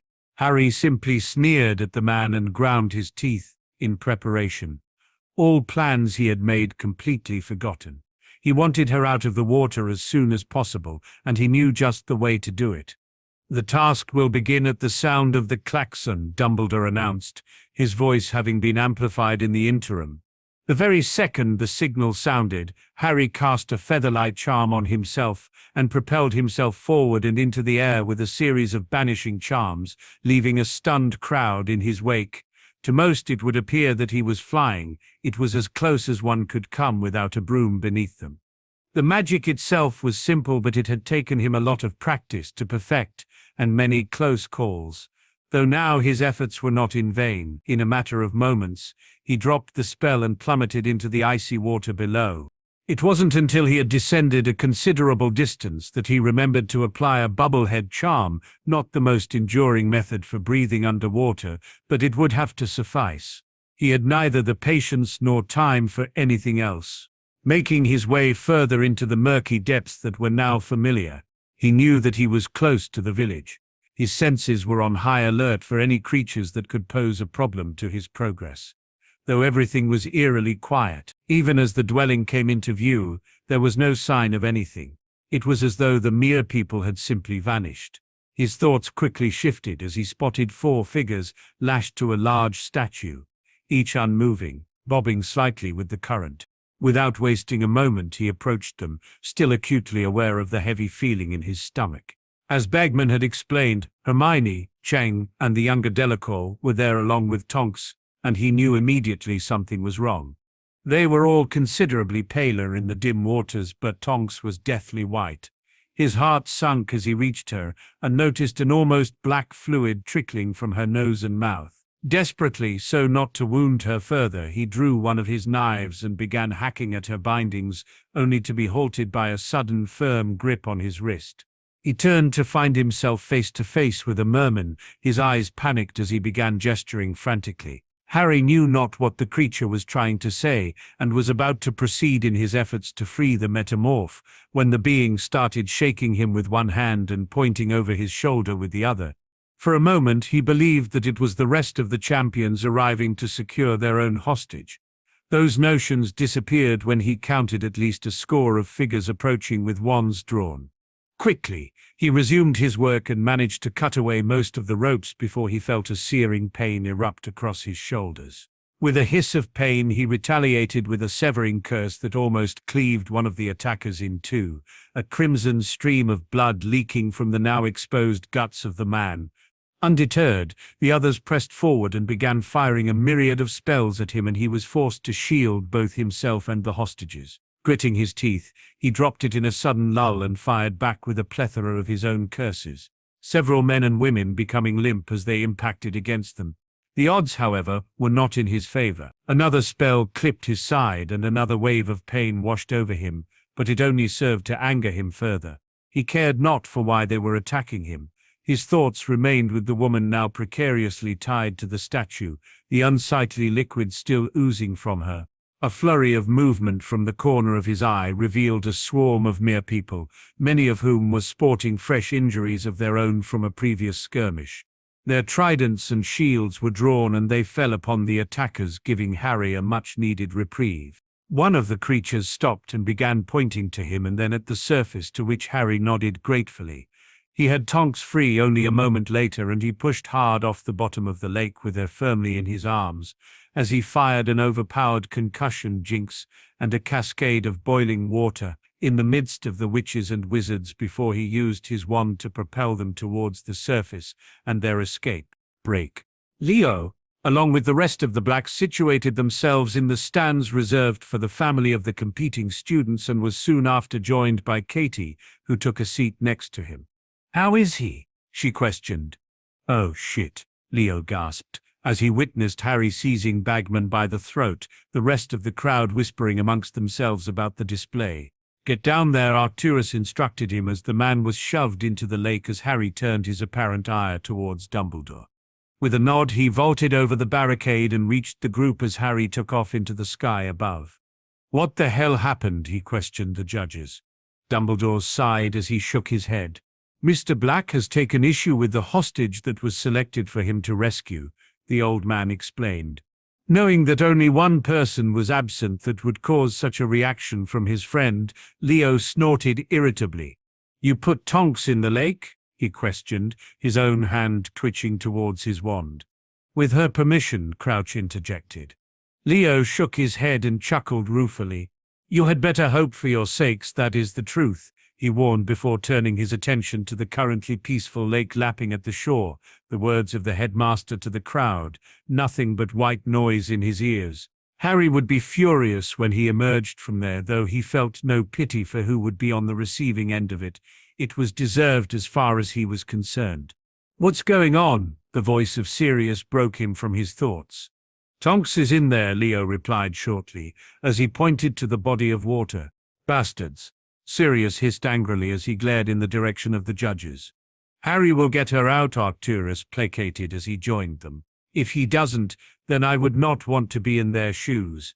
Leo nodded as Katie threaded her arm through his own and joined him in his vigil, watching for any sign that anything was amiss. What could only have been a few minutes later, the surface broke and a mass of silver hair could be seen as the French champion approached. Her usually immaculate tresses, partly stained a coppery red. Even before she reached them, she began shouting hysterically in her native language as she clutched her wound and waded towards them. "What's happening?" Leo asked a very pale Madame Maxime, who was attempting to calm the distraught girl. "She says there are lots of people in there who shouldn't be. They attacked her," the large woman explained. Without hesitation, Leo began stripping off his clothes until he was left in only his underwear and flicked his wand in his hand. Mais sir," the Delacour girl pleaded with him as she dug her nails sharply into his arm. Leo nodded in understanding as he turned to Sirius, who too had stripped off. "Let's go," he commanded before he plunged himself into the frigid lake, followed by both Sirius and Dumbledore a moment later. He forced himself deeper and further into the abyss, looking for any sign of life or anything that could show him where he needed to be. He felt a gentle tap on his shoulder and was greeted by the grave visage of the Hogwarts headmaster, who pointed slightly to their right. He gave the man a stiff nod and headed in that direction, his eyes slowly adjusting to the lack of light. After what seemed like an eternity, he saw the unmistakable signs of spellfire ahead and pushed himself harder to reach it. What he came upon was the Hogwarts and Durmstrang champion, attempting to fend off a group of wizards and witches that seemed determined to prevent them proceeding any closer to the village a short distance away, in which another battle seemed to be taking place between the mere people and another host of invaders. He felt another more frantic tapping on his shoulder and turned to find Sirius gesturing between himself and the headmaster, indicating that the two of them would assist the champions. Understanding that he had been tasked with aiding the mere people, he shot off in the direction of the village and engaged the smaller group there. 3 fell to his wand before they knew he was there, and 2 more followed before any had the chance to respond. To their own detriment, the remaining half-dozen or so turned their attention to him, only for the mere people to seize the advantage and impale them with their tridents. Seeing that Sirius and Dumbledore had their situation under control also, he held up his hands in what he hoped was a peaceful manner towards the mere people before pointing to the hostages, and then in an upwards direction. A large male, perhaps their leader, nodded and followed him towards the statue. Seeing that only 3 were there, Leo held up 4 fingers questioningly, and the creature pointed towards the surface. He sighed in relief as he began untying the diminutive blonde girl from the post, only to be interrupted by the arrival of a Patronus in the form of a Hydra. "They all have to die. Kill all the attackers," the desperate voice of Harry instructed. Knowing that his friend would not give such an order without good reason, and the uncharacteristically frantic nature of his tone, he hurried towards Dumbledore and Sirius, who had now managed to either subdue or kill the people they had been battling with. The latter was the first to notice his approach, and Leo pointed at the 2 men and 1 woman that had survived, and drew a finger across his own throat to signal his intentions. Sirius frowned at him, so Leo fired his own Patronus to explain, before carrying out his instructions and sending a series of severing curses at the trio. The headmaster turned towards him furiously, and Leo shook his head in response. The man only calmed when Sirius stood in front of him and did the same, motioning for the man to go back to land. With his grisly job done, the younger of the 3 headed back to the statue, where the other 2 hostages had already been liberated, and pulled the little girl into his arms before beginning his own return journey, hoping that none of his efforts had been for naught. He was not averse to killing if it was necessary, but it was not and never would be something he would revel in. Break. Thankfully, Harry and Tonks emerged not too far away from the shore, as he was loath to expose her to any more magic in her current state, which only worsened the moment whatever charm she had been under to breath underwater fell. She began to convulse in his arms, and it took all of his strength to hold her as he kicked his legs, until he felt the water was shallow enough to continue on foot. "Help her," he shouted, as he carried her from the lake and laid her as gently as he could on the floor. Arcturus and Cassiopeia were the first to reach them, followed shortly by Madame Pomfrey, who sprung into action immediately and began casting diagnosis charms. All the while, Harry clung to one of her hands at a loss with what to do, willing the woman to just hold on. "I don't know what is wrong," Pomfrey declared worriedly. "It's a curse of some sort, but nothing I have ever seen before." Cassiopeia shoved the woman aside and took her place, muttering under her breath, as she ran her wand along the still twitching form of the metamorph. "Come on, Dora, please," Harry whispered, his grip on her hand tightening. "I've got it," Aunt Cassie exclaimed triumphantly, though her expression was grim. "She has had a very obscure binding curse placed on her. It was something that former slave masters used to bind the life force of their slaves to them," she explained. "It drains the magic from the slave and feeds it directly to the master." "How do we break it?" Harry questioned, desperately. "The master is the only one that can break it unless they or the victim is killed." Cassie sighed apologetically. Harry shook his head in denial. "You must be able to do something," he said hotly. As he spoke, the convulsions worsened. The young woman was now moaning inaudibly as the blackened fluid slowly began to stem. Soon after, the form she had adopted for the day morphed into the woman that Harry shared a bed with, the one she reserved only for him. Her magic is fading, Cassie groaned. If we can slow that down, I may be able to locate the master, she mused aloud. Do what you have to, Arcturus instructed.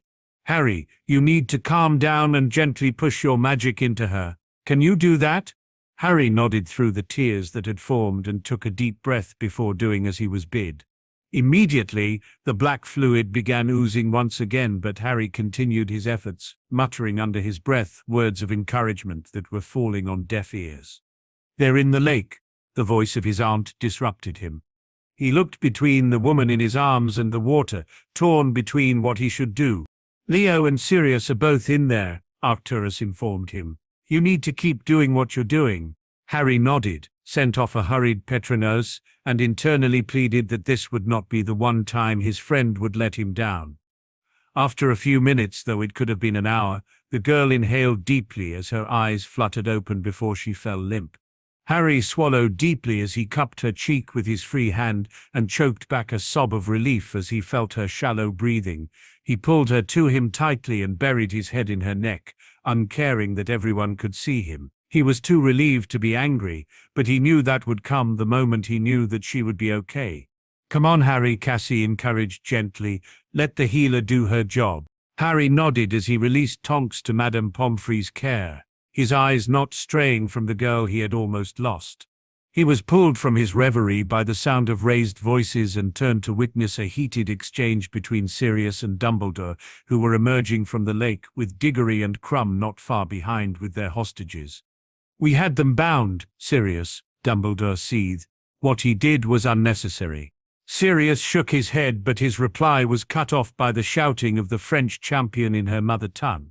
The girl fought ferociously against her headmistress, who was attempting to prevent her from jumping back in the water. The reasons for her action became clear as Leo approached with a small girl wrapped around his upper body, neither seeming to be worse for wear physically. He gave Harry a single grim nod as he passed, only to be intercepted by the furious Hogwarts headmaster.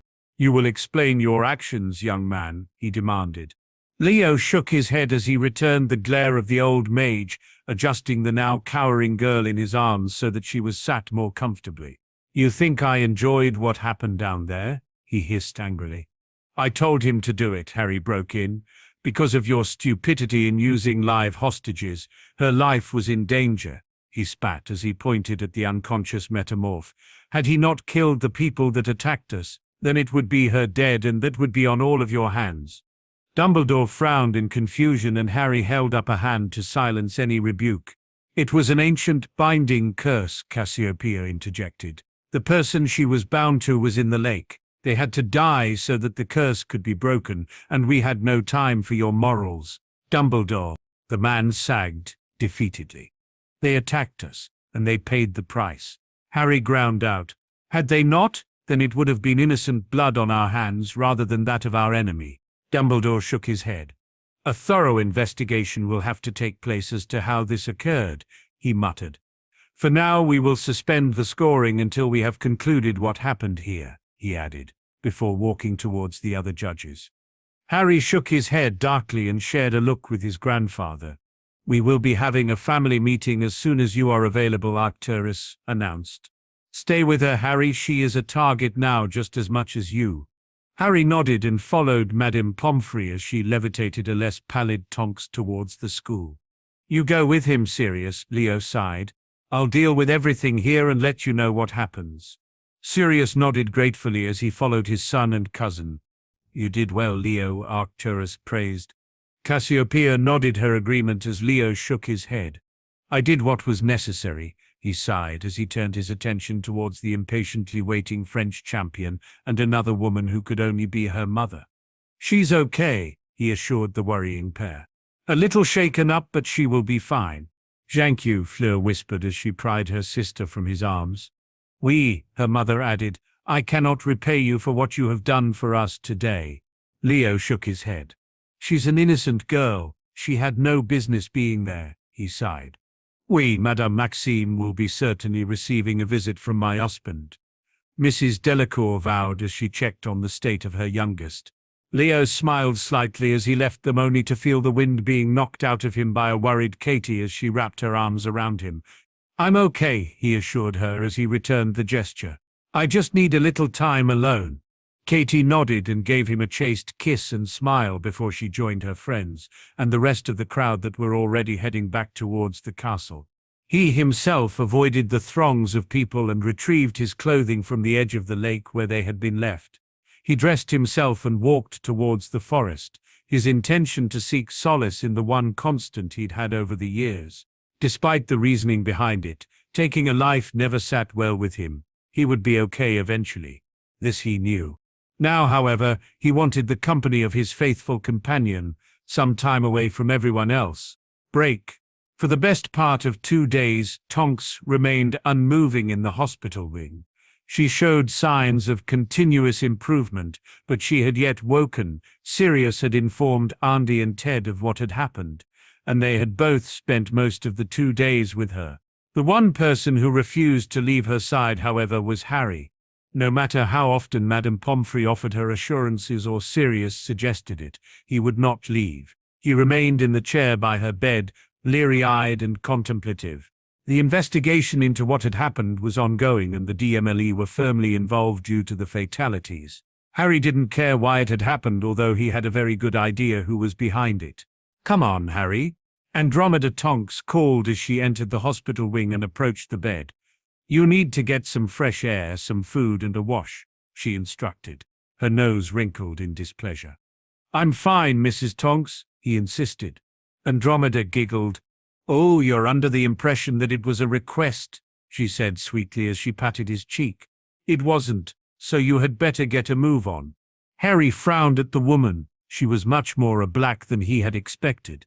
That tone was the very same one Aunt Cassie used when she was close to losing her temper, and then he knew he would be in trouble.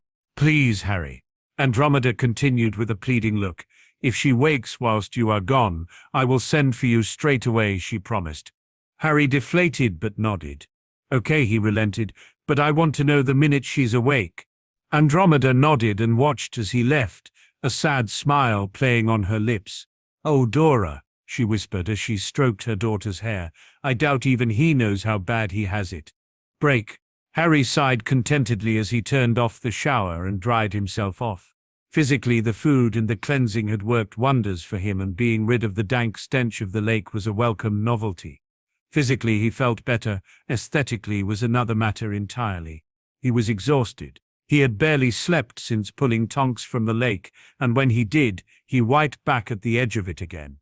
The bags under his eyes were prominent, his skin pale and drawn, and the irises of his orbs considerably duller. With a shake of his head, he cast a few glamours to hide the trauma, the knit skin across his shoulders, and sighed, pulling tight as he raised his wand, a reminder that he had not escaped unscathed. To him, it was unimportant. The only thing that mattered was the woman lying prone a few corridors away because of the actions of other people. Still, his anger remained subdued, but it was there. He could feel it boiling beneath the surface of his calm exterior. He dressed himself in a pair of jeans and a green woolen jumper before pulling on a pair of boots and a jacket. The weather outside would still be bitterly cold, but he needed some air. Breathing in potion fumes and the like for the past 2 days had done little for him. He inhaled deeply as he exited the castle, the cold air burning his nose and lungs slightly, but it was invigorating. Having no desire to be anywhere near the lake, he headed to the main courtyard and took a few turns around it. The students were all in class, so he was able to enjoy the peace of isolation and took the time to work on his occlumency. He was upset by what had happened, and his facade had momentarily cracked under what had happened. He knew that he had to gather himself because sooner rather than later he would have to face the judges, and he would need a clear mind to explain exactly what had happened. Still, he hoped that they would see fit to disqualify him for his sake as well as anyone else's involvement. It was clear now that it was not only him in danger. He had his doubts, however.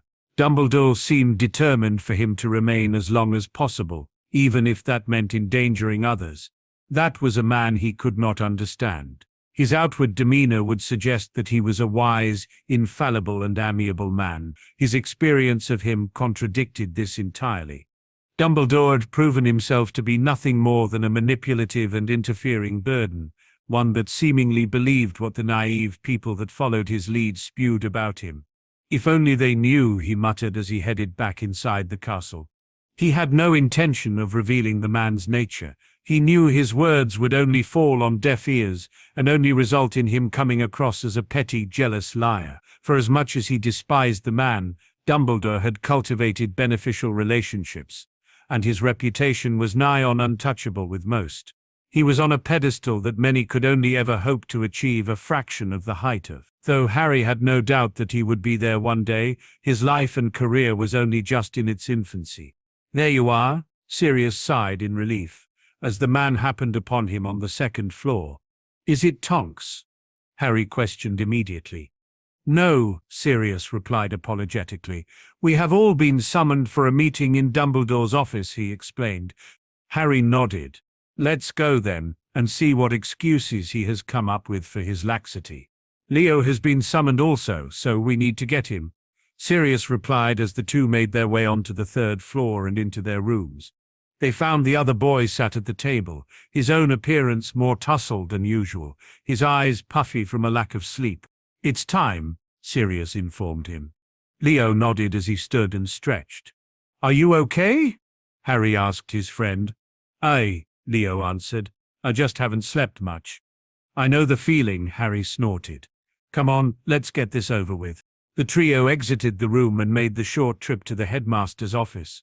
The gargoyle sprang aside at their approach and Harry knocked on the door. "Come in," Dumbledore called. The three of them entered to find the room filled almost to capacity. The judges and all three other champions were there along with several other ministry officials, including the minister himself, who looked decidedly uncomfortable, even with the presence of Lucius Malfoy. "Please take a seat, gentlemen," Dumbledore offered. Sirius and Leo sat either side of him, ignoring the looks sent their way as they waited for the headmaster to begin.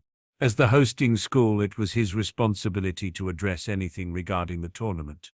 "For the past 2 days, myself and the other judges, with the assistance of the Department of Magical Law Enforcement, have been carrying out an investigation to ascertain what occurred during the second task," he began tiredly. "I will leave it to Madame Bones to explain what we found."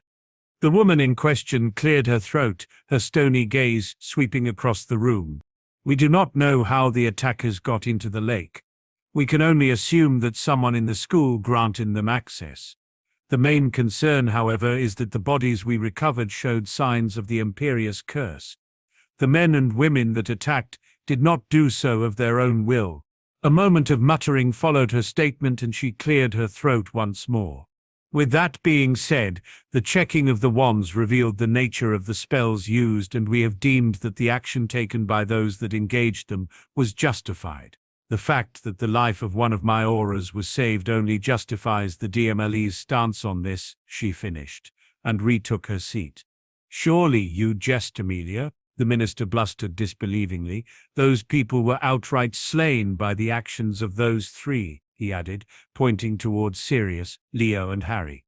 "Self-defense, fudge," Harry returned, his nostrils flaring. "Those people attempted to harm not only the champions and hostages, but they also attacked the mere people. Whether or not it was against their will, they still did it. As a master of how the Imperious curse works, you should know." Fudge frowned. "I am no master in the subject," he denied heatedly. "And yet, you were so willing to pardon people who claimed they were under it during Voldemort's uprising," Harry chided. "Thank you for explaining the fact that you were not qualified to do so," he offered with a mocking bow. Malfoy was almost purple with rage, and Harry could have sworn he saw the usually stern Madame Bones hide a grin. Fudge sputtered before managing to compose himself. "We are not here to discuss the Dark Lord," he seethed. "We are here to discuss your conduct." "Ah, so you are going to try and blame us for this whole debacle. How convenient for you, you suited monkey," Harry growled. "It wasn't us that were lax with the security of the event.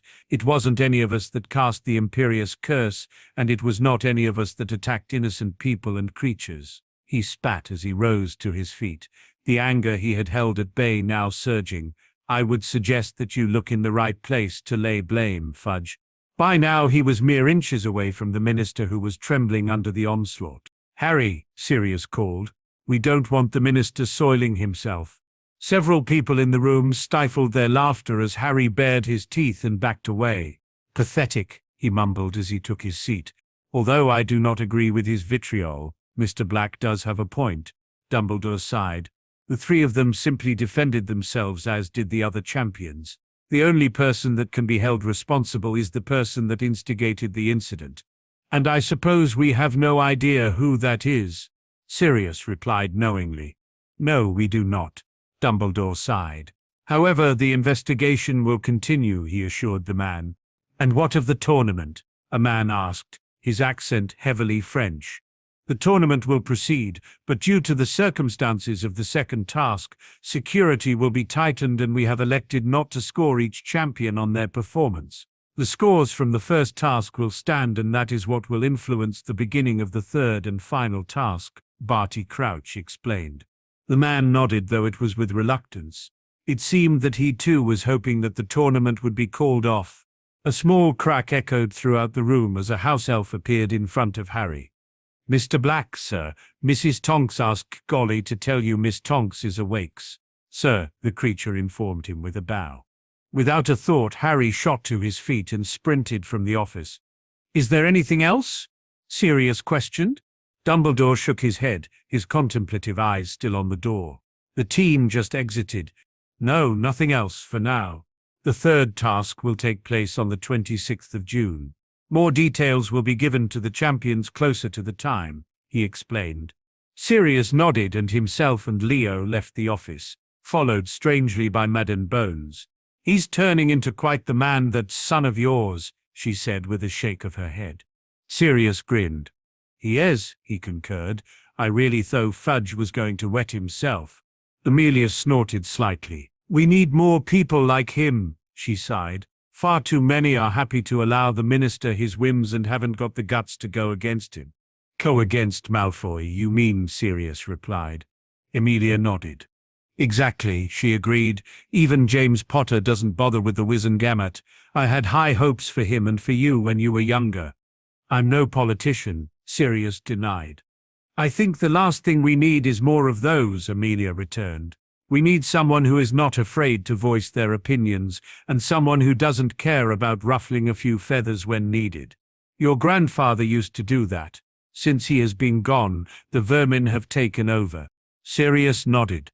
"Grandfather doesn't give a damn anymore. It's like he says, it is a game for younger men than he."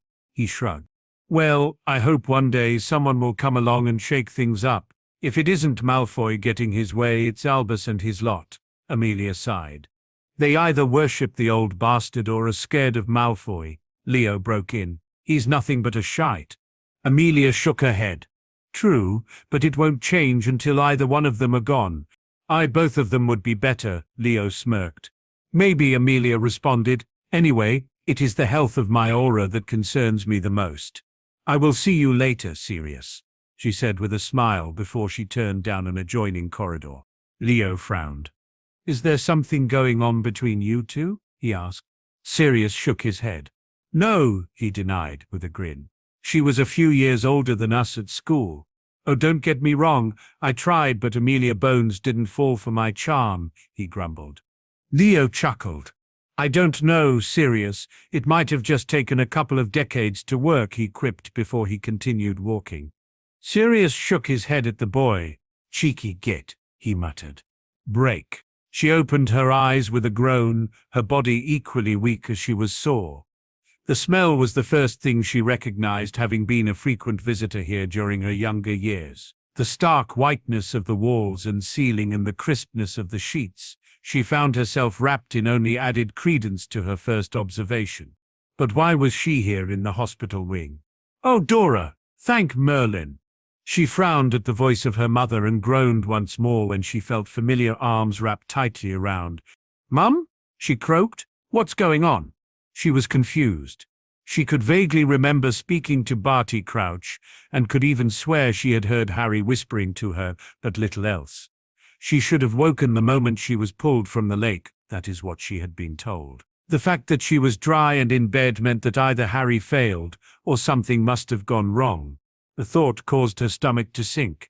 "Harry?" she questioned, panic beginning to settle in. "Harry is okay," Andromeda assured her, attempting to calm the frantic girl. "He got you out, Dora, but it was a close thing," she choked. "Mum, what happened?" Tonks asked worriedly. Andromeda sniffed and shook her head. "The champions were attacked. They're all fine," she added. "No one really knows what happened, but you were cursed and almost died." Tonks frowned as her mother composed herself. "Harry managed to keep you alive long enough with his magic whilst his friend killed the person that had been bound to you," she sighed. "He's been in here the last 2 days. He only left because I forced him to." Tonks smiled slightly and swallowed deeply. "He's a mess, Dora," Andromeda continued. "Merlin knows the boy would have given you all of his magic if he had to." Tonks rubbed her eyes. She never could have imagined something like this happening. She had been assured that herself and the other hostages would be safe. With a little effort and some help from her mother, she managed to prop herself up on her pillows. "Can you get him, please?" she asked softly. Andromeda nodded and exited the room as Tonks did her best to calm her breathing. "It's good to see you awake, Miss Tonks," the voice of Madame Pomfrey pulled her from her thoughts. "I never thought I would see the day that you were my patient again." Tonks snorted. "I just want to run a few checks so we can see how you're doing now that you're awake," the healer informed her. Tonks nodded and allowed the woman to go about her business. From experience, she knew that it would not do well to protest. "Well, your magic is slowly replenishing. You can thank Mr. Black for that. Were it not for him, you might well have been left to squib, but it will take time. For the next week, I want you to take a regimen of potions and to refrain from casting anything," she advised. The metamorph sighed but nodded once more. She doubted that she could even cast a Lumos with how weak she felt. "Your body will eventually purge the remainder of Mr. Black's magic when your own is strong enough, so you may feel off for a while until it is gone," Pomfrey explained. "You should consider yourself very lucky." "I do," Tonks replied. "I'd like you to remain here for another couple of days. It would be prudent to monitor you to ensure no other issues arise now that you are awake." Madame Pomfrey finished. "How is she?" Andromeda questioned as she entered the room. "Remarkably well," the healer replied. "She will remain under my care for another 2 days just to be safe." Andromeda nodded gratefully. "Thank you, madame," she said, exhaling deeply. The healer gave her a smile and headed back towards her office just as the door of the entrance was flung open. For a moment, Harry simply stood and stared at Tonks, a myriad of expressions cycling through his features, before he cleared space between them in a few long strides and pulled her into his arms. "I'll give you both some time," Andromeda declared as she made to leave. Pausing at the door, she smiled at the embracing pair before she left. "I'm sorry," Harry whispered emotionally. Tonks shook her head. "Why are you sorry?" she asked gently. "If it wasn't for you, I'd be dead." Harry shuddered at the words. "If it wasn't for me, you wouldn't have been there in the first place," he countered. Tonks sighed as she pushed him away angrily. "You will not blame yourself for this," she scolded him. "I volunteered to do it because no one else would. More than that, I did it because I knew you would get me out, and you did. I survived, Harry, and that is all that matters." Harry sighed. "I've never been so scared in my life," he mumbled, his eyes shining with fear. "Not even with the dragon?" Tonks returned with a grin. He shook his head fiercely. "I'd rather face 100 of them than do that again," he answered. Tonks squeezed his hand tightly. "I'm okay, Harry," she assured him, "and I will be fine." Harry scrutinized her for a few moments before taking a deep breath. "You'd better be," he muttered as he buried his head in her shoulder. The warmth she felt around him spread throughout her chest as she wrapped her arms around him, not willing to let go. She still could not fathom the feelings he incited within her, but she couldn't imagine him not being around. Saying goodbye to him at the end of the year would only get harder and was not something she could handle thinking about right now. Maybe it was how weak she felt in this moment or how strongly she felt for him. She couldn't be sure. The only thing she could be certain of was how amazing the feeling was of having someone who cared enough to do what he had done for her, not just during the task, but since she had met him. She didn't know what the future would hold. She just knew that he had to be a part of it. Whether their feelings would grow or if they were to be friends, to her, either would be preferable than for him to leave and no longer be in her life. "I will get them, Dora," Harry spoke severely. "Whoever did this to you will regret it. I can promise you that." Tonks snorted, but knew he meant every word. One thing she had learnt about Harry since she had met him was that he did not make empty threats, and there would be no one or nothing that would stop him when his mind was made up. "I'd much rather you didn't go anywhere," she mused sadly. "Break? How is the girl?" Arcturus questioned as Harry joined them at the table for the family meeting that had been put on hold. He nodded as he took his seat. Tonks had fallen asleep but was doing much better, much to his relief. "She's fine, grandfather," he returned tiredly. "Andromeda has asked to speak to Aunt Cassie to say thanks for what she did. She is no longer a member of this family." Cassiopeia replied with a glare. "I will not entertain the woman." Harry slammed his hand on the table, shooting to his feet. He stared down his aunt. "Then you will treat her the same way you would any other person wanting to show you gratitude," he commanded. "You will be humble, you will keep a civil tongue in your head, and you will let her say her piece. You will act the same way that you taught me and not throw it back in her face. She almost lost her daughter, and she just want to say thank you. The least you can do is accept it." Arcturus, Sirius and Leo watched the standoff between the two with a mixture of nervousness and anticipation. Cassiopeia cackled as she stood. "You do not tell me what to do, boy," she cooed mockingly as she drew her wand. "The days of me fearing you are long past, Aunt Cassie. I will be the head of this family one day, and if you plan on remaining a part of it, you had better start realizing it. I love you, but now is not the time to argue with me. Do what I have asked of you," Harry replied before retaking his seat. Cassie frowned at him and turned her gaze towards Arcturus, who shrugged. "He's right," the old man pointed out. "It is exactly what you or I would have expected from him were he in the same position." Cassie deflated and shook her head as she sat. "I preferred it when you were younger. I just had to look at you and you would shake like a leaf." She giggled. "Fine," she agreed with a huff, "but only because I will not be looked upon as a hypocrite." "Thank you," Harry returned, receiving a nod of approval from his grandfather, who held his hands up for silence. "The past couple of days have proven to be as fruitless as the rest of my investigation," he began gravely. "What is clear is that there is someone within the school working for him, someone who has the ability to bring people in undetected." "Not necessarily," Sirius broke in. "When I was here, we managed to sneak in and out of the school without getting caught. There's secret passages all over the place." Arcturus sighed. "I want you to find every single one you know of and put it out of use. But be discreet, we do not want to tip our hand," he instructed the man. Sirius nodded. "Other than that, there are no other trails to follow. Since all the attackers are dead, we cannot hope to find who put the curse on them. The only thing we can be certain of is that the person doing it is powerful and has access to ancient knowledge. That curse he put on the girl is not something you will find in Flourish and Blots," Arcturus explained. "Not in this country, most likely," Cassie interjected. "I found it in Turkey, a place where Voldemort has likely visited," Arcturus mumbled. "As things are, we remain vigilant.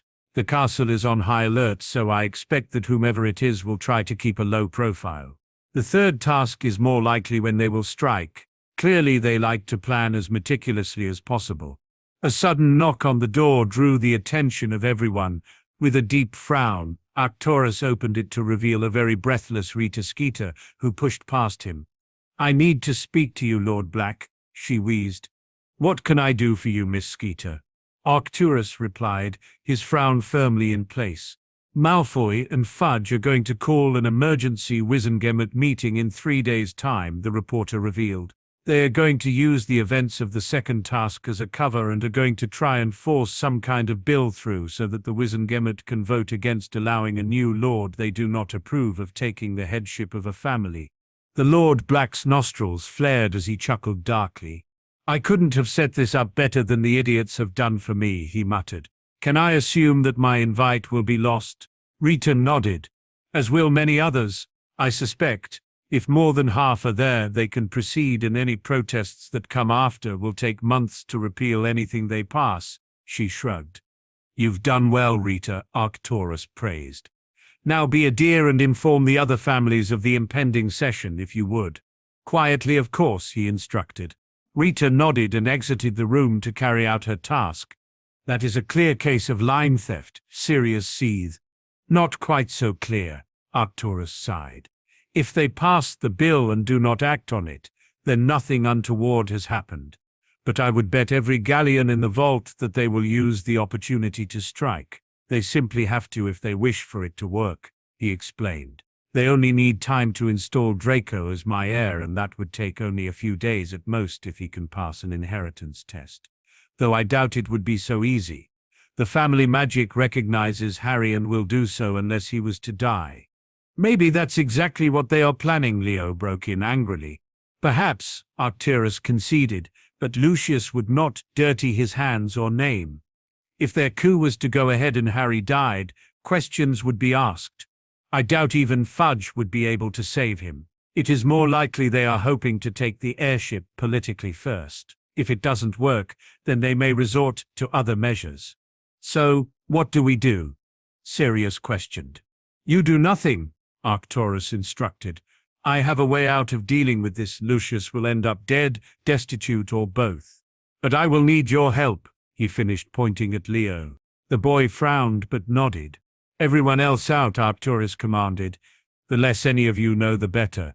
Sirius, Harry, and Cassiopeia complied, each with an uneasy expression. What Fudge and Malfoy are doing is risky. They both know it, and that is why they are trying to conceal as best as possible, Arcturus began. They will have to act, and I will have to be there to react immediately. But there is a strong chance I will need you. Of course, Lord Black, Leo offered. I am planning on trapping them in a corner. When I make my move, Lucius will be left with one of two choices. He will either have to pay compensation to the house, a figure of my choosing, or he will have to agree to a duel that only a member of House Malfoy can fight on his behalf. Narcissa will be unable to do so, as she is a Black and he will not risk his heir, Arcturus explained. I'll do it, Leo cut him off, his demeanor uncharacteristically cold. Arcturus frowned at the boy. You have a rather strong dislike for a man you have only met once, he mused aloud. Is there more to this? Leo nodded almost disappointedly. Before I came here, I went to see the goblins in Ireland to take the inheritance test. They wouldn't do it until I graduated school, he reminded the man. I remember, Arcturus replied. My apologies. We've been so caught up in what was happening here that it slipped my mind. Leo waved him off. I didn't know anything about my family. They only knew my first name because it was stitched into the baby grow I was found in, he continued. So you know all about your family? Arcturus deduced. I, Leo sighed. My parents were both potioneers and their surname was Whelan. My mother was apparently a sweet lady and my father a good, hard-working, honest man. They refused to supply the Dark Lord, so they were killed. Malfoy was pardoned of their murders, with his claim that he was under the Imperious curse when he took part in it. The others are all in Azkaban or dead. Arcturus nodded in understanding. The name is familiar, he responded as he scratched his chin. A small, pure-blood family, but a respected one. I, Leo confirmed with a sigh. I never knew them, and I'm grateful for what I did have growing up, but when I met him and saw his smug grin, I knew I couldn't let it go. He took part in killing them and he has to pay for it. Arcturus patted his hand. He will, and it will be you to give it to him. If you agree to help me, then I will make sure you get your chance. As you said, the others are either dead or in Azkaban, he shrugged. I for now, Leo snorted. Even if it was anyone else, I would have done it for you.